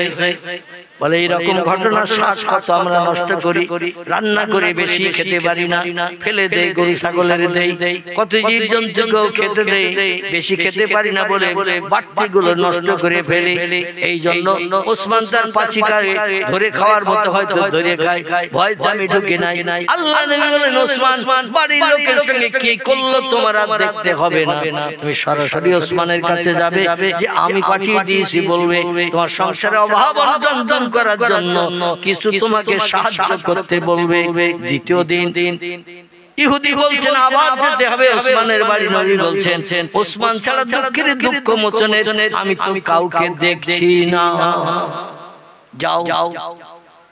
ইহুদির ইচ্ছা নাই, তবু নবী বলছেন, এই জন্য বাধ্য হয়ে এসেছেন। তখন সন্ধ্যা, সূর্য ডোবো ডোবো ভাব, সন্ধ্যার ঘন ঘটা নেমে আসা স্বভাব। লোকটা মনে মনে চিন্তা করলো, মুসলমানদের সন্ধ্যাবেলা সূর্য ডুবে গেলে একটা নামাজ আদায় করতে হয়, এটা কি নামাজ? মাগরিবের নামাজ। মুয়াজ্জিন আযান ধ্বনি দিচ্ছে পার্শ্ববর্তী এলাকায় মুসলমানের আল্লাহর ইবাদত বন্দেগি করবে। এখন যেহেতু খাবার চাওয়া যাবে না, কারণ মুসলমান তো কম বেশি রাগী সারদমি, পূর্বদিন গতদিন এসে দেখেছে, তো নামাজটা হয়ে যাক, একটু শান্ত হয়ে যাক, তারপরে আস্তে আস্তে গুটি গুটি পাই যাব। ওসমান যখন নিশ্চয়তা অবলম্বন করে জিকির আজকার তাসবিহ তাহলিল করবে, যায় নামাজের পাটিতে বসে, এবার নামাজ শেষ হয়ে গেছে, ওসমান গনি বসে বসে সুবহানাল্লাহ, আলহামদুলিল্লাহ, লা ইলাহা ইল্লাল্লাহ জিকির করছেন, বিভিন্ন আল্লাহর নামে তাসবিহ পাঠ করছেন। আর সন্ধ্যার ঘন ঘটা মাগরিবের নামাজের পর বাড়িতে এলাকায় সব সন্ধ্যা এসে যায় না, দিনের আলো আর থাকে না। মাগরিবের নামাজের পরে দেখবেন ঘন ঘন অন্ধকার নেমে যায়। এইজন্য অধিকাংশ বাড়ির মেয়েরা ঘরের আধার দূর করার জন্য প্রদীপ বাতি জ্বালায়, জিরো লাইটটাও দেওয়ালের গায়ে সুইচ টিপে জ্বালিয়ে দেয়। ঠিক না ভুল? আধার দূর করার জন্য আলো জ্বালিয়ে দেয়। বাড়ির চাকরানি ঝি গতদিন যে শাক রান্না করে এসে বকাবকি শুনেছে, এই তো বাড়ির চাকরানি ঝি পরিবেশন করেন বাড়ির মানুষকে, এই একটা বাতি জ্বালিয়ে এসেছে। আমাদের দেশে আগে টেমি জ্বালানো হতো, জানেন তো নাকি? এখন তো রেশনে কেরোসিনও দিচ্ছে না, টেমিরও কোনো ব্যবস্থা নাই। মানে কেরোসিন আপনাদের দেয় বোধহয় নাকি? দুই এক সময় দেয়, আর আমাদের দিকে টোটাল শহর এলাকায় মোটেই দেয় না। মোটেই দেয় না। মানে সরকারি বিদ্যুৎ লাইন চালু হয়ে গেছে, কেরোসিনের আর দরকার নাই। যাই হোক, যখন এই বিদ্যুৎ লাইনের ব্যবস্থা ছিল না, তখন অধিকাংশ বাড়িতে লম্প বাতি টেমি জ্বালানো হতো, ঠিক না ভুল? আবার অনেকের বাড়িতে কালী পড়ে বলে হারিকেন জ্বালানো হতো। অনেক সময় কোনো মেয়েদের বাচ্চা হলে শ্বশুর বাড়ি থেকে যখন বাচ্চা নিয়ে মেয়েরা স্বামীর ঘরে আসে, হারিকেন পর্যন্ত নিয়ে আসতো। আমার বলতেই হারিকেন প্রত্যেকের বাড়িতে সে সময় আনতো যখন ইলেকট্রিক লাইন ছিল। তো যাই হোক, ঘরে কালিও পড়বে না, হারিকেন আলোটাও একটু বেশি হবে, ঠিক কি না? তো এই টেমি জ্বালিয়ে নিয়ে এসেছে তাড়াতাড়ি করে। সন্ধ্যাবেলা মেয়েদের একটু কাজ বেশি থাকে, হাঁস তুলতে হবে, মুরগি তুলতে হবে, গরু ছাগল বাঁধতে হবে, ঝাড় দিতে হবে, অনেক জায়গার পাড়া ছেলের দরজা লাগাতে হবে, একটু কাজ থাকে মেয়েদের। ছেলেদের থেকে অনেক বেশি কাজ থাকে, এই জন্য তাড়াতাড়ি টেমির পুলতে একটু বেশি করে টেনে দিয়ে আলো ধরিয়ে দিয়েছে যাতে নিভে না যায়। এখন একটু আগুন জ্বলছে বেশি বেশি, ওসমানের সামনে যে টেমিটা দিয়েছে বলতে একটু বেশি টানা, আর বেশি টানলে তেল একটু বেশি পড়বে কিনা। আগুন জ্বলছে বেশি, ওসমান বলছে বাড়ির চাকরানি পাচ্ছি কাছে এদিকে দেখেছেন, কাছে কাছে এসেছেন, এসে বলছেন ইয়াই হল মালিক, এ বাড়ির কর্তা মালিক, কি জন্য ডাকলেন? বলে লম্পটা জ্বালিয়ে দিয়েছে কে? বলে আমি নিজেই জ্বালিয়ে এনেছি আপনার আধার দূর করার জন্য। বলে পুলতে এত লম্বা করে টেনে আগুন বেশি কেন জ্বালাচ্ছ? তেল বেশি পুড়ে যাবে।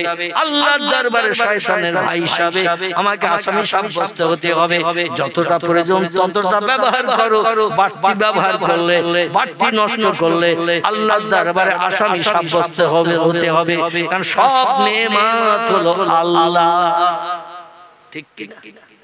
বকাবকি করছে, ভিক্ষুক বলে মোহাম্মদ আর জায়গা পায়নি, কত টেমির বলতে আমরাও টেনে বাড়তি করে দেই, আগুন জ্বলে এক আলোতে কাজ মিটে যায়। যে লোকটা মদিনার ধনী, তার বাড়ি একটা টেমি লম্পের বাতি একটু বেশি হয়েছে, তাই পাচিকারে জানো এক্ষুনি তাড়িয়ে দিল, মারধর করলো, এইরকম বকাবকি করছে। রোজ রোজ কেন তোমার কাজের ভুল হয়? এই জন্য বকাবকি করছে। সেই লোকটা বিনা পয়সায় বিনা পরিশ্রম আমার মাল দেবে।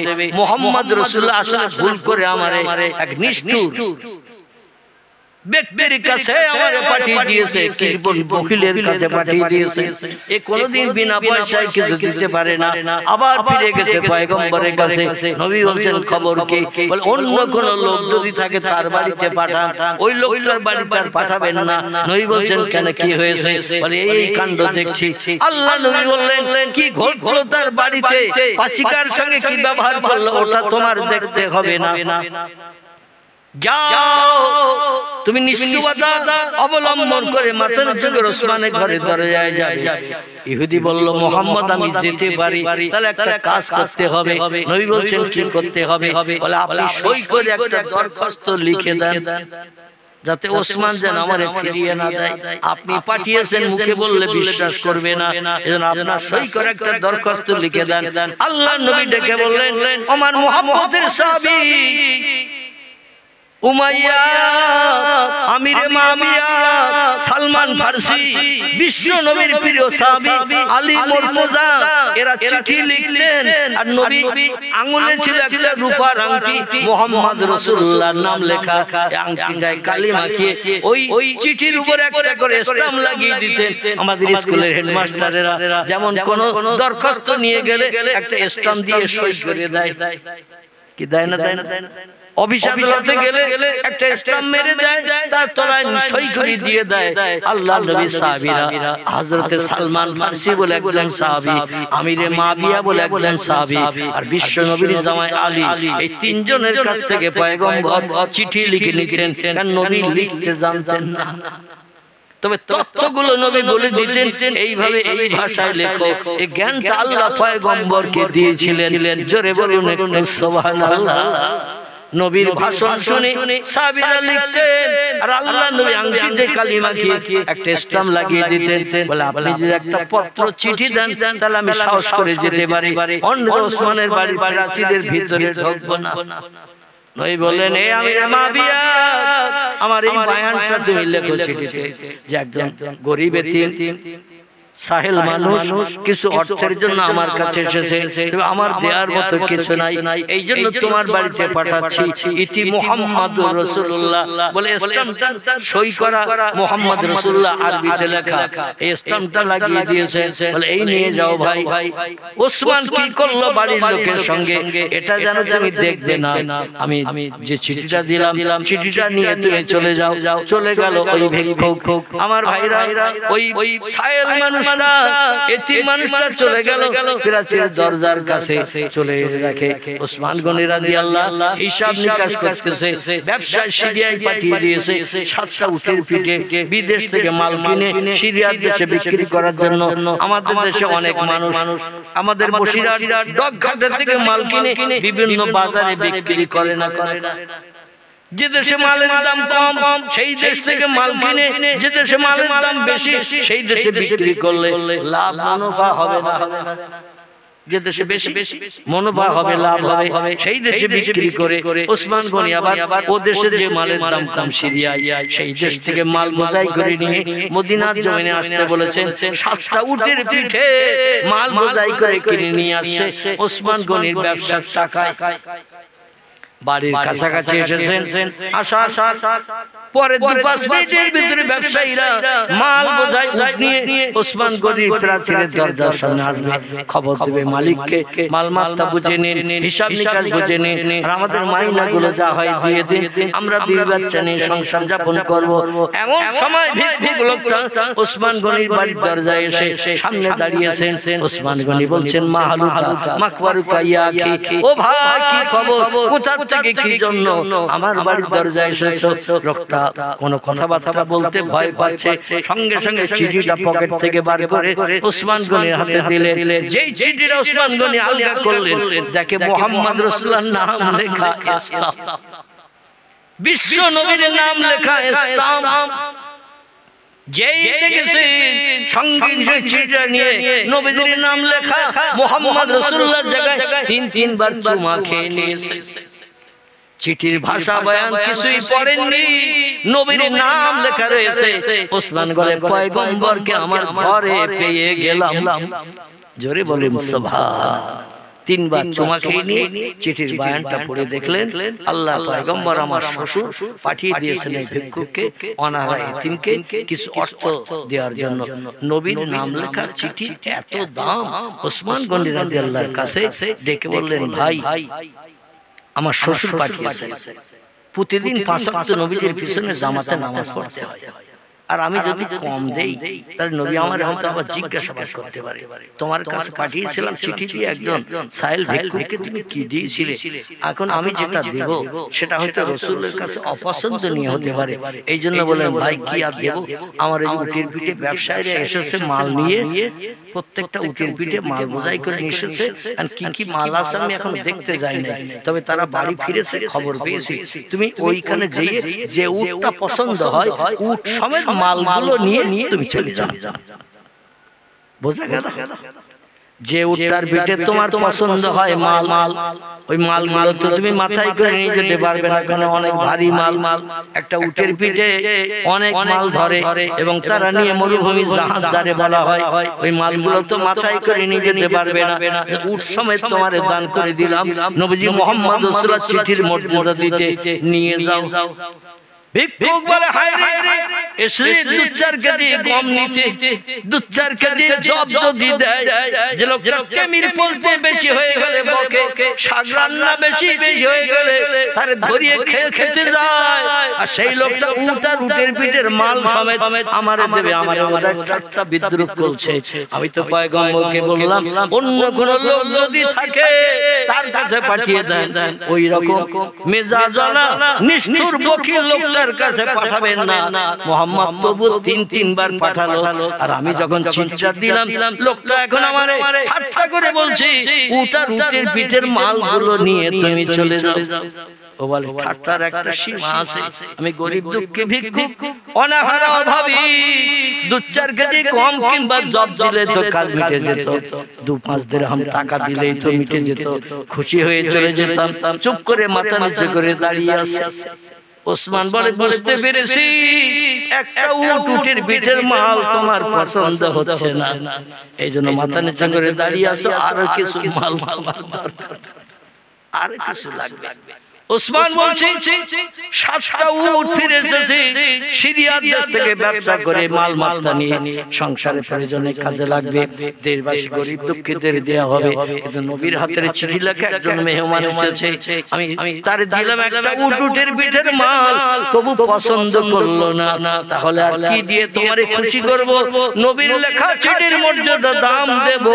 ও ভিক্ষুক ভাই, 7টা উটের মাল সমেত সব তোমারে দিয়ে দিলাম।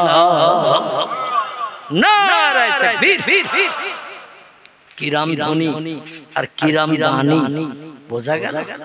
লোকটা তো বলছে ঠাট্টার একটা সীমা আছে, ঠাট্টার একটা সীমা আছে, এখনো আমারে তুমি ঠাট্টা করছো। একটা উটের মাল কেউ দিতে চায় না, আর তুমি বললে একটা উট আর উটের পিঠের মালগুলো নিয়ে যাও। এই জন্য আমি চুপ করে দাঁড়িয়েছিলাম, একটু কম টম দিলে আমি ফিরে চলে যেতাম। তারপর আবার বলছো তুমি 7টা উট আর উটের পিঠের মাল সবে তোমারে দিয়ে দিলাম, তুমি চলে যাও। লোকটা তবু চুপ করে দাঁড়িয়ে আছে, ও 2-4 দিরহাম নেবে, 2-4 কেজি গম কিংবা 2-4 কেজি চাল নেবে।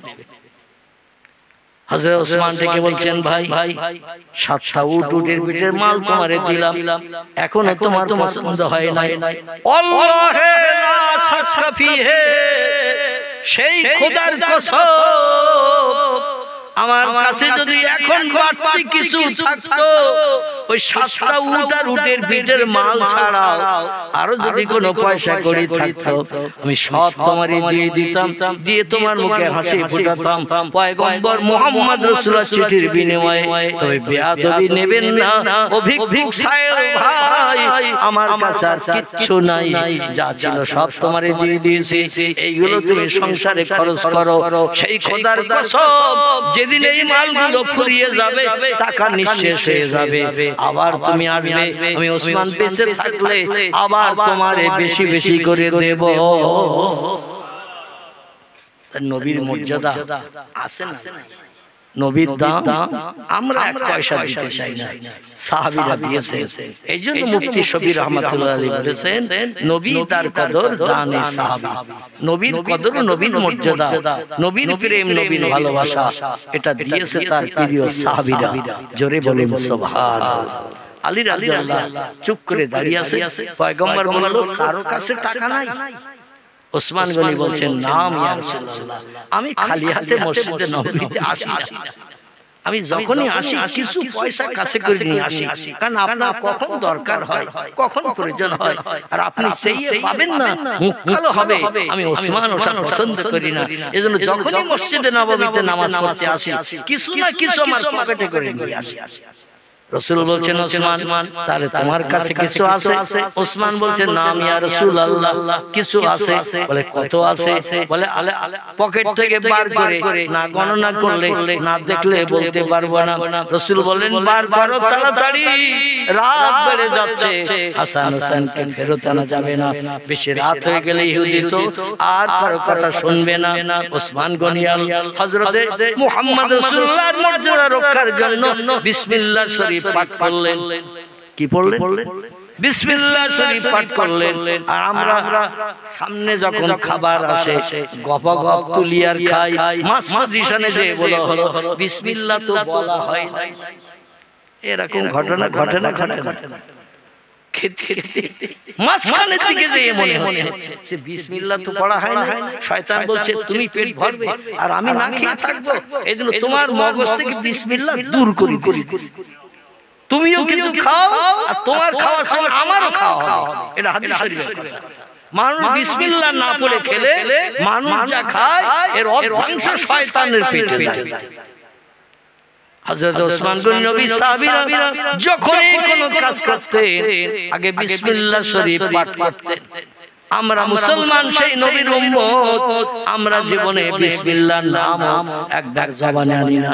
রাস্তায় যদি হঠাৎ চলতে যে নায়িকার দিকে, সুন্দরী মেয়ের দিকে তাকাতে যে ইটের মাথা উঁচু হয়ে রয়েছে রাস্তায়, হঠাৎ যদি একটু হোঁচট খায় বলে বাপ রে মা, হোঁচট খেয়েছে, আষাঢ় খেয়েছে, মারে ডাকে, বাপরে ডাকে, আর নখ উল্টে গেলে আরো কত কি বলে, তার ঠিক ঠিকানা নাই। কি ভুল বললাম? নখ উঠে গেছে, মনের মানুষের দিকে তাকাতে দিয়ে, মনের মানুষ ও সঙ্গে সঙ্গে বলে তোর জন্য আমার নখ উঠে গেছে, দেখ কি করে কি করব। আমার ভাইরা, উসমান গনি বিসমিল্লাহ শরীফ পাঠ করে পকেটে হাত দিলেন, যে টাকা হাতে লাগলো, টাকা বার করে গণনা করলেন, দেখলেন টোটাল 200 দিরহাম আছে। বর্ণনাকারীরা বলছেন আসলে বিসমিল্লাহর ফজিলতের কারণে আল্লাহ পাক উসমান গনির পকেটে কম টাকা থাকলেও 200 পূর্ণ করে দিয়েছেন। জোরে বলুন সুবহানাল্লাহ। কারণ বিসমিল্লাহর মর্যাদা যদি রক্ষা না হয়, সাহাবীরা হয়তো বিসমিল্লাহ পরবর্তীতে পড়বে। এই জন্য আল্লাহ পাক পুরো 200 টাকা পরিপূর্ণ করে দিয়েছে। রাসূলের হাতে উসমান গনি তুলে দিয়ে বলেন, ইয়া রাসূলুল্লাহ, বাড়িতে আর যাওয়ার প্রয়োজন নাই, এনাফ যথেষ্ট হয়ে গেছে। এই নেন আপনার প্রিয় জামাই আলী মুর্তজার হাতে দিয়ে দিন। আলী বলছেন, ইয়া রাসূলুল্লাহ, এখন রাতের বেলা গেলে কি ইহুদি হাসান হোসেনের ফেরত দেবে? নবী বলছেন, তুমি যাবে রাস্তায় ইহুদির বাড়ি, আর আমি এদিকে যায় নামাজের পাটি পেতে কাবা শরীফ মুখ হয়ে 2 রাকাত নামাজ পড়ে আল্লাহর কাছে তখন হাত তুলে দোয়া কামনা করব। যত সময় হাসান হোসেনকে নিয়ে আমার সামনে এসে ফেরত নিয়ে না এসে দাঁড়াবে, তত সময় দোয়া বন্ধ করব না। আর আমাদের দোয়া, কোরআনের আয়াত যদি 3টে পড়ে বলে হুজুর এত লম্বা দোয়া করে, দোয়া ধরিয়েছে তো ছাড়ে এ বলে না।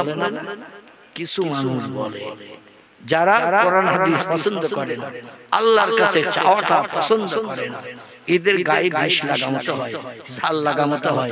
তাড়াতাড়ি লা ইলাহা ইল্লাল্লাহ বলে দেবে, তাবারুক দেবে, নেবে চলে যাব, কিংবা মসজিদে বাতাসা দেবে, জিলপি দেবে, তাড়াতাড়ি নিয়ে বাচ্চার জন্য নিয়ে যাব, হুজুর দোয়া ধরিয়েছে। জোরে বলেন নাউজুবিল্লাহ। সংখ্যা আমার ভাইরা, দেখতে দেখতে রাত 12টা বেজে এসেছে। এই জন্য আলী রাদিয়াল্লাহু টাকা নিয়ে ছুটতে শুরু করলো। রাসূল 2 রাকাত নফল নামাজ পাঠ করে আল্লাহর দরবারে মসজিদে নববীর ভিতরে হাত তুলে দোয়া শুরু করেছেন। নবীজি মুহাম্মদ রাসূলুল্লাহ দোয়া আল্লাহ কি কোনদিন ফেরত দিয়েছে?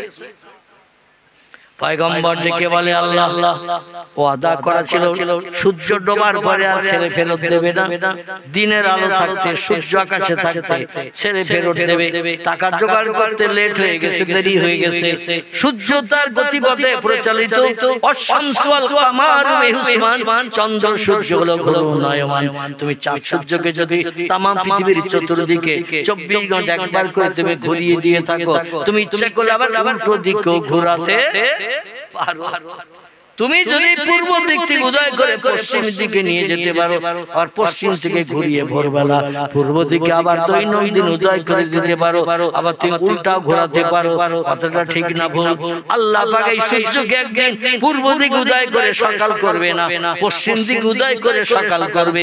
দিনটি হলো ইয়াউমুল কিয়ামাত, যেদিন হাসরের মাঠ হবে। সেদিন 9টা ধানের চাল পাটা গুনে নিতে পারবেন, সূর্য সেদিন আর পূর্ব দিকে উঠবে না, ওজন পথে পশ্চিম দিকে উদয় হবে, পূর্ব দিকে ডুবতে যাবে। জোরে বলুন আমিন। আলী রাদিয়াল্লাহু ইহুদির ঘরের দরজায় যেয়ে বলে, ইয়া আহলাল বাইত, ও বাড়িওয়ালা ইহুদি ভাই, আমি আপনার বাড়ির দিন মজুরি, আপনার খেজুর বাগানে কাজ করি, কুয়া থেকে পানি তুলে মশক ভরে বাড়ির বড় পাত্রগুলো ভর্তি করি, দৈনন্দিন মজুরি দেন, তাই নিয়ে আমার সংসার পরিচালনা করি। মাঝখানে 1 সপ্তাহ কাল কঠিন রোগে পড়েছিলাম, এই জন্য আপনার কাছ থেকে 200 দিরহাম খরচ করে নিয়ে গিয়েছিলাম। আজকে আপনার টাকা সূর্য ডোবার আগে ফিরিয়ে দেওয়ার কথা, এই জন্য টাকা জোগাড় করতে একটু দেরি হয়ে গেছে, তাই এসেছি। আমার 2 বেটার ফেরত দিন। হাসান হোসেন পিতার কণ্ঠের আওয়াজ শুনে ঘরের ভিতরে হাউ হাউ করে কান্না শুরু করেছে। 1 মাস সন্তানের সঙ্গে বাবার দেখা হয় না, হাউ হাউ করে কান্না শুরু করেছেন। আলী রাদিয়াল্লাহু বলছেন, এ আমার 2 বেটা হাসান হোসেন রে, আমি এসেছি, একটু অপেক্ষা কর, এখনই টাকার বিনিময়ে তোদের ফেরত নিয়ে যাব। ছেলে দুটো কান্না বন্ধ করে না, কারণ রাত হয়ে গেছে কয়েক ঘন্টা, আর রাতের বেলা তো ইহুদি আমাদের ফেরত দেবে না। নবী ওদিকে দোয়া শুরু করেছেন মসজিদ নববীতে। আল্লাহ পাক নবীর চোখের পানি চোখের কোনা দিয়ে নাকের ডগায় আস্তে আস্তে ডেকে বলে আল্লাহ ওয়া ইন মিন শাইইন ইল্লা ইউসাব্বিহু বিহামদিহি, চিল্লায়ে বলুন আল্লাহু আকবার। আর জোরে বলুন আল্লাহু আকবার।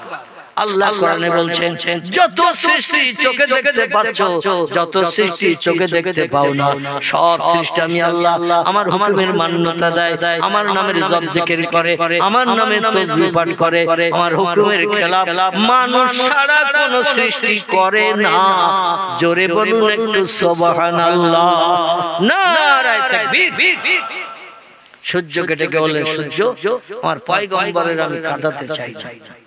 এ সূর্য যেদিকে গাছের তলায় অস্তমিত হয়ে গেছো, তুমি একটু ওজন ওঠো, আবার দিনের আলো পৃথিবীর মানুষকে দেখিয়ে দাও যে সূর্য আল্লাহ বানিয়েছেন।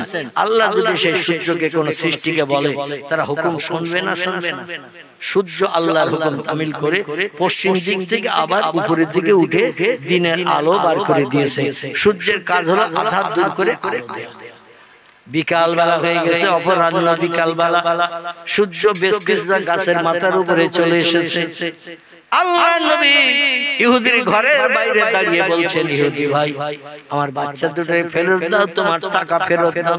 ইহুদি বলে, মুহাম্মদ ছেলের চিন্তায় পাগল হয়ে যায়, তোমার মাথা খারাপ হয়ে গেছে, কয়েক ঘন্টা রাত হয়ে গেছে, রাতের বেলা তো ছেলে ফেরত হবে না, পূর্বেই বলছিলাম ফেরত চলে যাও। তোমার আওয়াজ শুনে বাচ্চা দুটো কান্নাকাটি করছে, আমি ওদের রস্ত করতে পারছি না, এখানে আর কথা বলো না, ফিরে যাও, ছেলে ফেরত হবে না। আলী রাদিয়াল্লাহু বলছেন, ইহুদি ভাই খোদার কসম আমি আসতাম না যদি দিনের আলো না থাকতো, সূর্য যদি আকাশে দেখতে পাওয়া না যেত, অবশ্যই আমি আসতাম না, ওয়াদা ভঙ্গ হয়ে গেছে, আসতাম না। কিন্তু এখনো তো সন্ধ্যা হয়নি, দিনের আলো আছে, সন্ধ্যা হতে দেরি আছে, আপনি একটু বাইরে আসুন, পশ্চিম দিকে তাকান, সূর্য যদি দেখতে না পান আমার দুই ছেলেরে ফেরত দিতে হবে না। ইহুদি বলে, এ আলী কয়েক ঘন্টা রাত হয়ে গেছে, আমি সন্ধ্যার পরে বাইরে বেরিয়েছি, আকাশে তারকা দেখেছি, চন্দ্র দেখেছি, তারকাগুলো চাঁদকে সুন্দর করে আলো দিয়ে সৌন্দর্য শ্রীবৃদ্ধি করেছে, আর তুমি বলছো সূর্য দেখা যাচ্ছে, ওটা সূর্য নয়, ওটা চাঁদ। আলী বলছেন, আল্লাহে লা শাক্কা ফীহি, ওটা আসলে চাঁদ নয়, এটা হলো সূর্য। এই সূর্যের পাশে কোনো তারকা দেখা যাচ্ছে না, বিশ্বাস না হলে বাইরে বেরিয়ে আসেন। ঘরের ভিতরে দিনের বেলা দরজা জানালা লাগালে অন্ধকার দেখা যায়, কথাটা ঠিক না ভুল? দিনের বেলা দরজা জানলা লাগালে দিনের বেলা আঁধার হয়, দিনের বেলা সূর্যকে যদি মেঘ ঢেকে দেয় রাতের মতো দেখায়। 4টার সময় আকাশ মেঘাচ্ছন্ন, দেখবেন সন্ধ্যা হয়ে গেছে, মাগরিবের আযান বোধহয় মুয়াজ্জিন এখনই দেবে, কিন্তু এখনো 1.5 ঘন্টা বাকি। এরকম ঘটনা ঘটে না? ঘটনা ঘটে। বলে আপনি ঘরের ভিতরে আধারের ভিতরে দরজা জানলা লাগিয়ে রেখেছেন, আমার দুই ছেলের বাইরে দেখতে দেবেন না, আমার চেহারা দেখতে দেবেন না, এই জন্য দরজা জানলা লাগিয়ে রেখেছেন, তাই ঘরের ভিতরে অন্ধকার দেখছেন, একটু বাইরে বেরিয়ে আসুন। ইখরিজ বাবাকা ইয়া আখি, একটু দরজা দিয়ে বাইরে আসুন, তারপর যদি সূর্য দেখতে না পান টাকা নিতে হবে না, আমার দুই বেটার একটা দিতে হবে না। ইহুদি বলে, আলী যে তথ্যটা দিচ্ছে দিনের আলো, আমি তো পূর্বেই দেখেছি রাতে চাঁদ উঠেছে, তারকা উঠেছে, আবার হচ্ছে দিনের আলো, তাহলে আলীর কথাটা সত্য না আমার কথাটা সত্য, একটু বাইরে যেই নাই দেখি। ইহুদি দরজা টপকে যেই বাইরে চলে এসেছেন, এসে দেখে আল্লাহে সেই খোদার কসম আল্লাহ পাক নবীর চোখের পানি কবুল করে সূর্যকে আবার হুকুম করেছেন, সূর্য আকাশে গাছপালা থেকে 10 যেন সামনের দিকে এগিয়ে এসে দাঁড়িয়ে আছে। রাতের আধার নাই, দিনের আলো চলছে, একটু পরেই সন্ধ্যা হয়ে যাবে। আলী বলছেন, মা তারা ইয়া আখি, ও ভাই কি দেখছো, সূর্য না চাঁদ দেখছো? ইহুদি বাধ্য হয়ে বলতে শুরু করলো, আলী রে হাযা শামস, এটি চন্দ্র নয়, এটি কামারুন চন্দ্র নয়, এটি হলো সূর্য। নবী বললেন, আলী রে যাও, আমি তোমার দুই বেটার জন্য কাঁদছি। আল্লাহ পাক নবীর চোখের পানি পছন্দ করে সূর্য উদয় করে দিয়েছেন। আলী বললেন তার দিনের আলো যদি থাকে, সন্ধ্যা যদি না হয়ে থাকে, তার টাকা এনেছি ফেরত দিন, আমার দুই বেটারে ফেরত দিন। ইহুদি ডেকে বলল, আলী তোমার টাকা অবশ্যই আমি ফেরত নেব, দুই ছেলেরে তোমারে ফেরত দিয়ে হযরত ইমাম হাসান হোসেনকে ফাতেমার দুলাল ঘরে বানিয়ে দিয়ে দেব। তবে একটা কথা তোমারে জিজ্ঞাসা করি আলী, এই সূর্য ডুবান্ত সূর্য আবার আকাশে উঠিয়ে দিয়ে মানুষের চোখে দেখিয়ে গিয়েছে কে? তথ্যটা আমাকে দাও। আলী বললেন, আল্লাহে হাসাকা ফিহে, তথ্য যখন জানতে চাইছো আমি সত্য কথা বলি। পয়গম্বর মুহাম্মদ রাসূলুল্লাহ দুই রাকাত নফল নামাজ পাঠ করে যায় নামাজে বসে আল্লাহর দরবারে হাত তুলে দোয়া কামনা করে চোখের পানি ফেলছে। বেশি লেট করতে আমারে দিও না, লেট করলে নবীর কান্না বন্ধ হবে না, না যাওয়া পর্যন্ত নবীর দোয়া বন্ধ করবে না। তাড়াতাড়ি হাসান হোসেনকে ফেরত দাও, টাকা ফেরত নাও। হযরত আলী রাদিয়াল্লাহু কথা শুনে ইহুদি বলল, টাকা তোমার ফেরত দিতে হবে না, বিনা টাকায় হাসান হোসেনকে ফেরত দিয়ে দিলাম। চিল্লাই বলুন সুবহানাল্লাহ। এবং যে পয়গম্বর মুহাম্মদ রাসূলুল্লাহ ডুবান্ত সূর্যকে উদয় করে পৃথিবীর মানুষের চোখে দেখিয়ে দিতে পারে, সেই পয়গম্বর আরো বাকি অন্য কাজগুলো করতে পারে যেটা মানুষের পক্ষে সম্ভব নয়। ইহুদি বলে, আমারে নিয়ে চলো সেই ব্যক্তির কাছে যে ব্যক্তি ডুবান্ত সূর্য উদয় করে দিয়েছে। আলী রাদিয়াল্লাহু দুই ছেলেরে নিয়ে ইহুদিরে নিয়ে মসজিদে নববীতে হাজির হয়ে আল্লাহর পয়গম্বরের সামনে হাজির করে দিলেন। আল্লাহ নবী বলেন, মান আনতা মা ইসমুকা, ও ভাই কে তুমি, তোমার পরিচয় কি? উনি বললেন, আমি হলাম এই আলীর মালিক, যে আলী যার খেজুর বাগানে কাজ করে, মশকে পানি ভরে ভরে কুয়া থেকে বাড়ির পাত্রগুলো ভর্তি করে। আমি হলাম আলীর মালিক, বিশেষ করে খেজুর বাগানের মালিক, কুয়ার মালিক। আমার বাড়ি কাজ করে সংসার নির্বাহ করেন। দুই ছেলে আমার কাছে জামিনদার ছিল, কিন্তু ডুবান্ত সূর্য রাতের বেলা উদয় হওয়ার কারণে আমি বুঝতে পেরেছি আনতা রাসূলুল্লাহ, আনতা নবী আল্লাহ, আনতা খাতামান নবিয়্যিন, লা শাক্কা ফিহি। চিল্লায়ে বলুন একটু সুবহানাল্লাহ, নারে তাকবীর। আল্লাহর পয়গম্বর আপনি আমার হাত দুটো ধরে কলেমার দাওয়াত আমাকে দিয়ে ঈমান আনিয়ে মুসলমান বানিয়ে